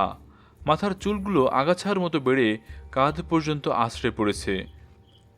মুখের সাদা দাড়িগোফো সেই মতো বাড়ন্ত, অনেকটা বন মানুষের মতো দেখাচ্ছে তাকে। মানুষটা টের পেয়ে হতভম্ব হয়ে দাঁড়িয়ে থাকা আমার দিকে তাকালো। তার দু চোখে বিস্ময়, অবিশ্বাস। আমাদের মধ্যে চোখাচোখি হলো। মিনহাজও চমকে দেখতে পেল আমাকে। অবিশ্বাস্য চোখে তাকিয়ে রইল সে, কিন্তু আমার সমস্ত মনোযোগ বন্দির দিকে। কয়েক মুহূর্ত, তারপরই বুঝতে পারলাম বন্দি মানুষটাকে আমি চিনি, ইমতিয়াজ। বাস স্টেশনে বসে বসে যখন নানান কথা ভাবছিলাম, তখন কিছু স্মৃতি, কিছু ঘটনা, দৃশ্য এলোমেলোভাবে আমার চোখের সামনে ভেসে উঠতে শুরু করে। আমি জানি না কেন, কিসের জন্য, কিন্তু এটা এমনভাবে ঘটতে শুরু করে যা আমাকে নতুন করে ভাবতে বাধ্য করেছিল। মিনহাজ খুন করেছে ইমতিয়াজকে, তার প্রাপ্য শাস্তি দিয়েছে। কি সেই শাস্তি? মৃত্যুদণ্ড? কিন্তু 2 যুগ আগে মিনহাজ কি চেয়েছিল? সে চেয়েছিল ইমতিয়াজের যেন ফাঁসি না হয়, সে যেন সারাটা জীবন জেলে পচে মরে। ফাঁসি দিলে তো ওই শুয়োরের বাচ্চাটার কোনো কিছুই টের পাবে না, দড়িতে ঝুলতেই সব শেষ হয়ে যাবে। আমি চাই শুয়োরের বাচ্চাটা জেলে পচে মরুক, আস্তে আস্তে ধীরে ধীরে সারাটা জীবন জেলে কাটাক, জীবনে যেন জেলের বাইরে পা না রাখতে পারে। মরে যাবার পর ওর লাশ জেলের বাইরে নেওয়া হবে, তার আগে নয়। মিনহাজের কথাগুলো আমার কানে বাজতে শুরু করলো। কথাগুলো বলার সময় তার অভিব্যক্তি আর দৃঢ়তা আমার স্মৃতিতে সমুজ্জ্বল। তারপর মনে পড়ে যায় একটু আগে খামার বাড়িতে মিনহাজের সাথে দেখা করার সময় কিছু মুহূর্ত, কিছু দৃশ্যের কথা। খাবার ট্রে হাতে বাড়ির পেছন থেকে আসছিল সে, অথচ তার বাড়িতে আর কেউ থাকে না, সে একদম একা থাকে বিশাল ওই বাড়িতে। আর খাবারগুলো গো বাছুরদের জন্য ছিল না, ওগুলো মানুষের খাবার ছিল।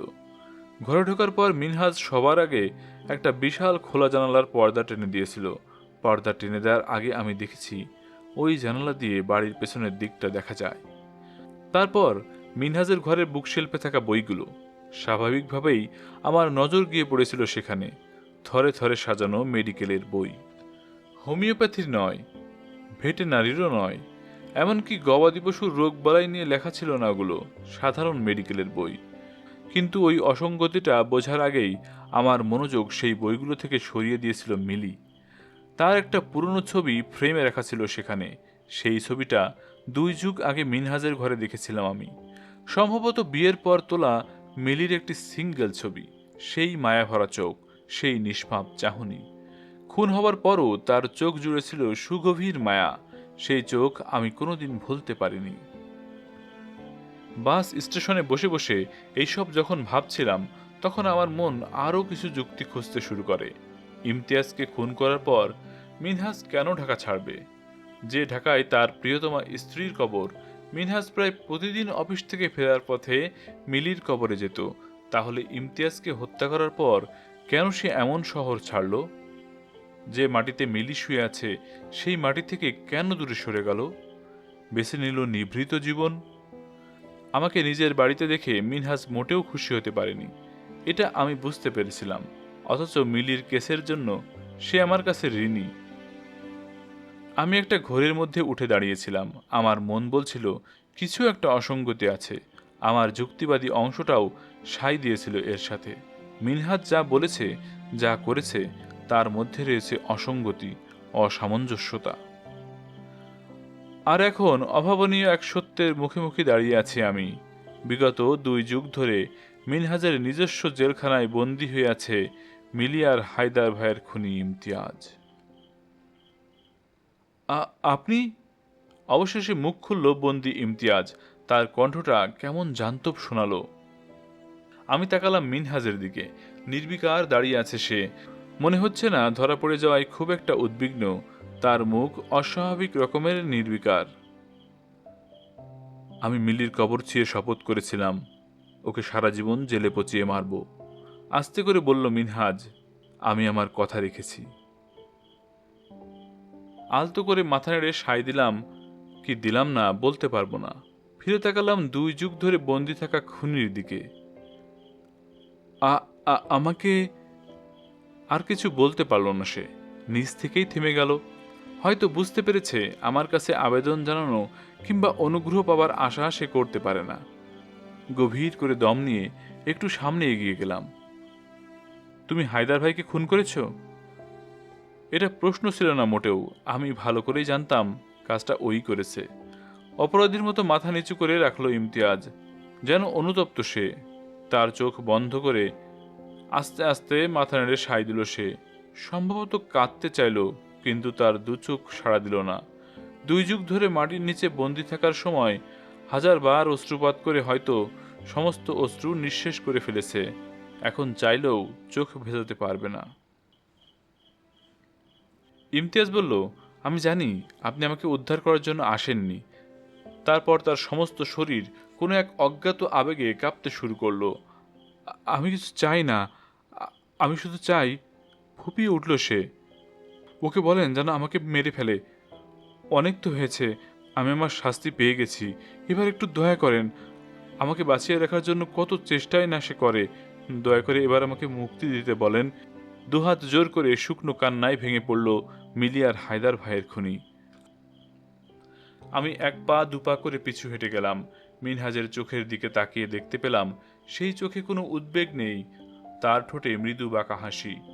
মাটির নিচে তার নিজস্ব জেলখানা থেকে বের হয়ে আসার সময় সংক্ষিপ্ত সময়ের জন্য তার সাথে দৃষ্টি বিনিময় হলো। মনে হলো আমরা আমাদের দুজনের চোখ দিয়ে কিছু বললাম, আর সেটা নির্ভুলভাবে পড়তেও পারলাম। ঢাকায় ফিরে এসে আমি কয়েকটা দিন কিছুই করতে পারিনি।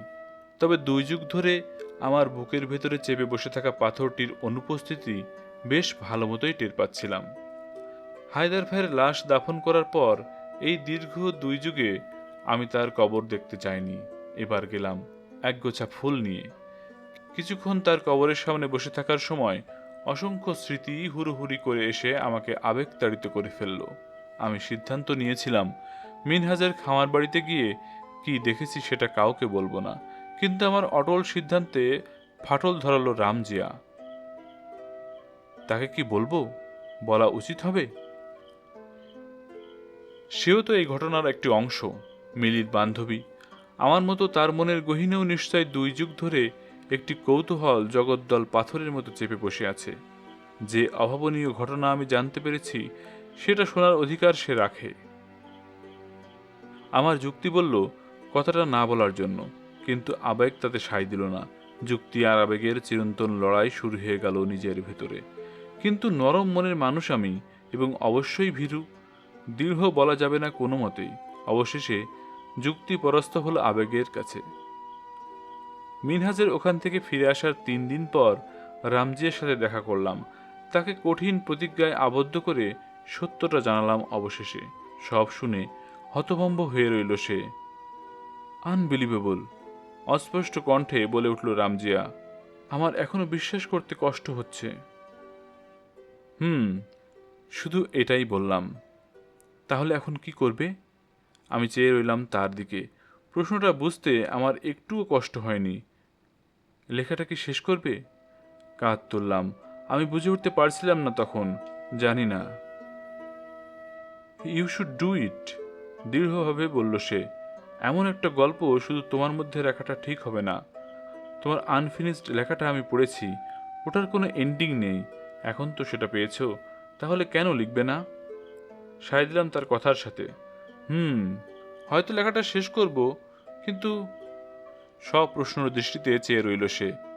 বইটা প্রকাশ করব না এখন। I don't get it. মিনহাজের দিকটাও তো দেখতে হবে। তাহলে তুমি লিখছো কিন্তু পাবলিশ করছো না? হুম। তারপর তাকে জানালাম আমার পরিকল্পনার কথা। সবটা শুনে সে বলল, আমার মনে হয় তোমাকে একটা জিনিস বদলাতে হবে। কি? নামটা। ওহ, এটা আমি এরই মধ্যে বদলে ফেলেছি।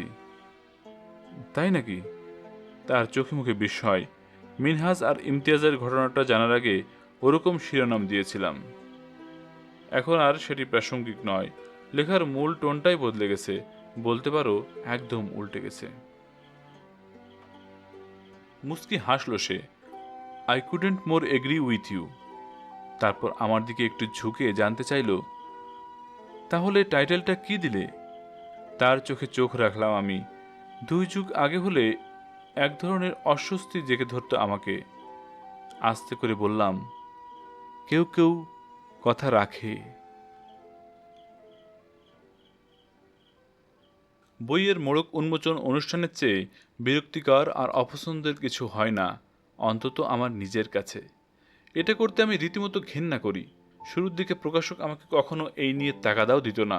সেটা একদিক থেকে ভালোই ছিল, কিন্তু একটু আধটু জনপ্রিয়তা পাওয়ার পর, লেখক হিসেবে একটা পরিচিতি গড়ে ওঠার পর এই নিয়ে প্রকাশকের চাপ বাড়তে থাকলো। মোড়ক উন্মোচনের অনুষ্ঠানের আর্থিক ও প্রচারণার গুরুত্ব বোঝাতে আরম্ভ করলো সে। সারা দুনিয়ায় এই রীতি আছে, সব লেখকই তাদের বইয়ের প্রচারণার জন্য এটা করে থাকে। এখানে পছন্দ অপছন্দ বলে কিছু নেই, এটা একটা বিজনেস স্ট্র্যাটেজি, পাবলিসিটি করার সর্বোত্তম পন্থা। আপনার যে একটা বই বের হলো সেটা সবাইকে জানাতে হবে না? প্রকাশকের এমন যুক্তির কাছে একটা সময় হার মানতেই হয়েছিল, কিন্তু সত্যি বলতে এরকম অনুষ্ঠানে উপস্থিত থেকে কখনো স্বস্তি বোধ করিনি। অনুষ্ঠানে তোলা আমার ছবিগুলোই সেটার সাক্ষ্য দেবে। তবে বিস্ময়ের সাথে লক্ষ্য করলাম, কেউ কেউ কথা রাখের মোড়ক উন্মোচনের অনুষ্ঠানের সময় আমার মধ্যে আগের সেই অস্বস্তিটা আর ফিরে এলো না। সেটার কারণ আমি জানি না, সম্ভবত আমার পাশে তখন রামজিয়া শেহরিন ছিল, কিংবা গল্প প্রকাশের জন্য দীর্ঘ সময় অপেক্ষা। মিনহাজের ওখান থেকে ফিরে আসার পর রামজিয়াকে যখন সব জানালাম, তখন সে আমাকে বইটা শেষ করার তাগিদ দিয়েছিল। আমি সেটা খুব দ্রুতই করেছিলাম, কারণ অসমাপ্ত বইটার শুধু সমাপ্তি জুড়ে দিতে হয়েছিল আমাকে।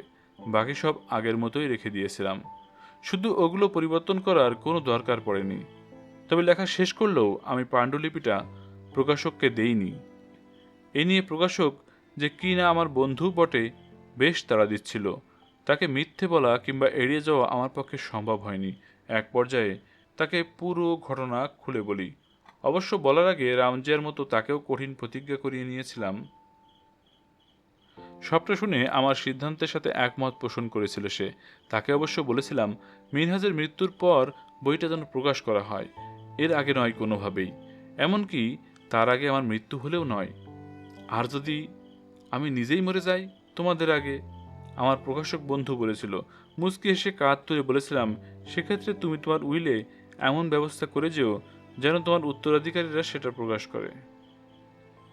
আমার কথা শুনে সে হেসে ফেলেছিল। তাহলে পুরোপুরি প্রকৃতির উপরেই নির্ভর করতে হবে আমাদের। শেষ পর্যন্ত তাই হয়েছে। গত মাসে জানতে পারি মিনহাজ মারা গেছে।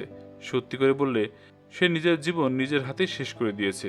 কয়েক বছর আগে তার ক্যান্সার ধরা পড়েছিল, একেবারে শেষ স্টেজ, বাঁচার কোনো আশা ছিল না। সেও এরকম চেষ্টা করেনি, ওষুধপত্র কেমোথেরাপির দ্বারস্থ হয়েছিল। নীরবে নিভৃতেই শেষ বিদায় নিয়েছে। আত্মহত্যা করার পরদিনই তার লাশ আবিষ্কার করে খামারের এক কর্মচারী। কি একটা দরকারে বাড়িতে গিয়েও ওকে ডাকাডাকি করে না পেয়ে ঘরের দরজা খুলে আবিষ্কার করে মিনহাজের নিথর দেহটা। পাশেই পড়েছিল একটি সিরিঞ্জ আর অজ্ঞাত ওষুধের খালি শিশি, সেই সাথে একটা চিরকুট। পুলিশ এসে তার লাশ নিয়ে যায়। পরে সাক্ষাৎ করা হয় খামার বাড়ির পেছনে, কিন্তু মাটির নিচে থাকা ওই বন্দিশালার খোঁজ পায়নি কেউ। হয়তো সময় গড়ালে সেটার খোঁজ কেউ না কেউ ঠিকই পেত, কিন্তু এখানেও প্রকৃতি হস্তক্ষেপ করেছে। মিনহাজ মারা যাবার পরের সপ্তাহেই প্রবল বন্যা হয়। ডুবে যায় খামার বাড়ি আর তার আশেপাশের সব গ্রাম। ৮-৯ দিন বন্যায় ডুবেছিল পুরো এলাকাটি। আমার বুঝতে কষ্ট হয়নি ইমতিয়াজের কি পরিণতি হয়েছিল। কদিন না খেয়ে কষ্ট পেয়ে অবশেষে পানিতে ডুবে তার সমাধি হয়ে গেছে। এসব খবর আমি জেনেছি মিনহাজের কারণেই। আত্মহত্যা করার আগে সে আমার জন্য একটা চিরকুট লিখে গিয়েছিল, পুলিশ যেন আমাকে হয়রানি না করে, সে কথাও বলে গিয়েছিল চিরকুটে। অনুরোধ করে গেছিল তার মৃত্যুর খবরটা যেন আমাকে জানানো হয়, কারণ আরও একবার সে আমার কাছে ঋণী। বুঝতে পারলাম এই ঋণ হচ্ছে আমার নীরবতা। মিনহাজের লাশ আবিষ্কার হওয়ার 2 দিন পরই ওখানকার পুলিশ আমার সঙ্গে যোগাযোগ করে ঘটনাটা জানায়। সব শুনে আমি ভীষণ দোটানায় পড়ে গেছিলাম। মিনহাজের খামার বাড়িতে যে ইমতিয়াজ বন্দী হয়ে আছে, সে কথা কি পুলিশকে বলবো? সারা রাত ভেবে অবশ্য মিনহাজের সিদ্ধান্ত আর স্মৃতিকে সম্মান জানিয়ে নিশ্চুপ থাকার পথটাই বেছে নেই। বুঝতে পারি দীর্ঘদিন ধরে পড়ে থাকা পাণ্ডুলিপিটা প্রকাশ করতে আর কোনো বাধা নেই। প্রকাশনা অনুষ্ঠানের শেষ দিকে আমি যখন রামজেকে নিয়ে বের হই, তখনই অবাক হয়ে দেখতে পেলাম আমার দিকে এগিয়ে আসছেন এস এম হায়দার। তার হাতে আমার সদ্য প্রকাশিত বইটা। মূর্তির মতো জমে গেলাম আমি। কয়েক মুহূর্তের জন্য বাকরুদ্ধ হয়ে পড়লাম। হায়দার ভাই আমার সদ্য প্রকাশিত বইটা মেলে দিয়ে বলল, অটোগ্রাফ প্লিজ। তার পেছনে দেখতে পেলাম নীলু ভাবি দাঁড়িয়ে আছে, আমাদের ছেলে। দেখতে একেবারে বাবার মতোই হয়েছে সে। আমি জানতাম হায়দার ভাইয়ের ছেলে উচ্চশিক্ষার জন্য দেশের বাইরে ছিল। সে যে দেশে ফিরে এসেছে সেটা আমার জানা ছিল না। তারা এই অনুষ্ঠানের খবর কিভাবে জানলো, সেই প্রশ্নের জবাব পেয়ে গেছিলাম একটু দূরে আমার প্রকাশক বন্ধুর থাম্ব আপ আর চওড়া হাসি দেখে প্রসন্নভাবে হেসে জীবনের সবচেয়ে সার্থক অটোগ্রাফটা দেবার জন্য বইটির উৎসর্গ পৃষ্ঠাটি বেছে নিলাম। সাধারণত এই পৃষ্ঠায় অটোগ্রাফ দেই না আমি। উৎসর্গ এস এম হায়দারকে, সত্যিকারের একজন যোদ্ধা, একজন সংসপ্তক, আমৃত্যু যিনি যুদ্ধ করে গেছেন, এবং প্রয়াত মিনহাজ আহমেদকে, সে তার কথা রেখেছিল। এরই সাথে শেষ হলো মোহাম্মদ নাজিমুদ্দিনের মার্ডার মিস্ট্রি কেউ কেউ কথা রাখে।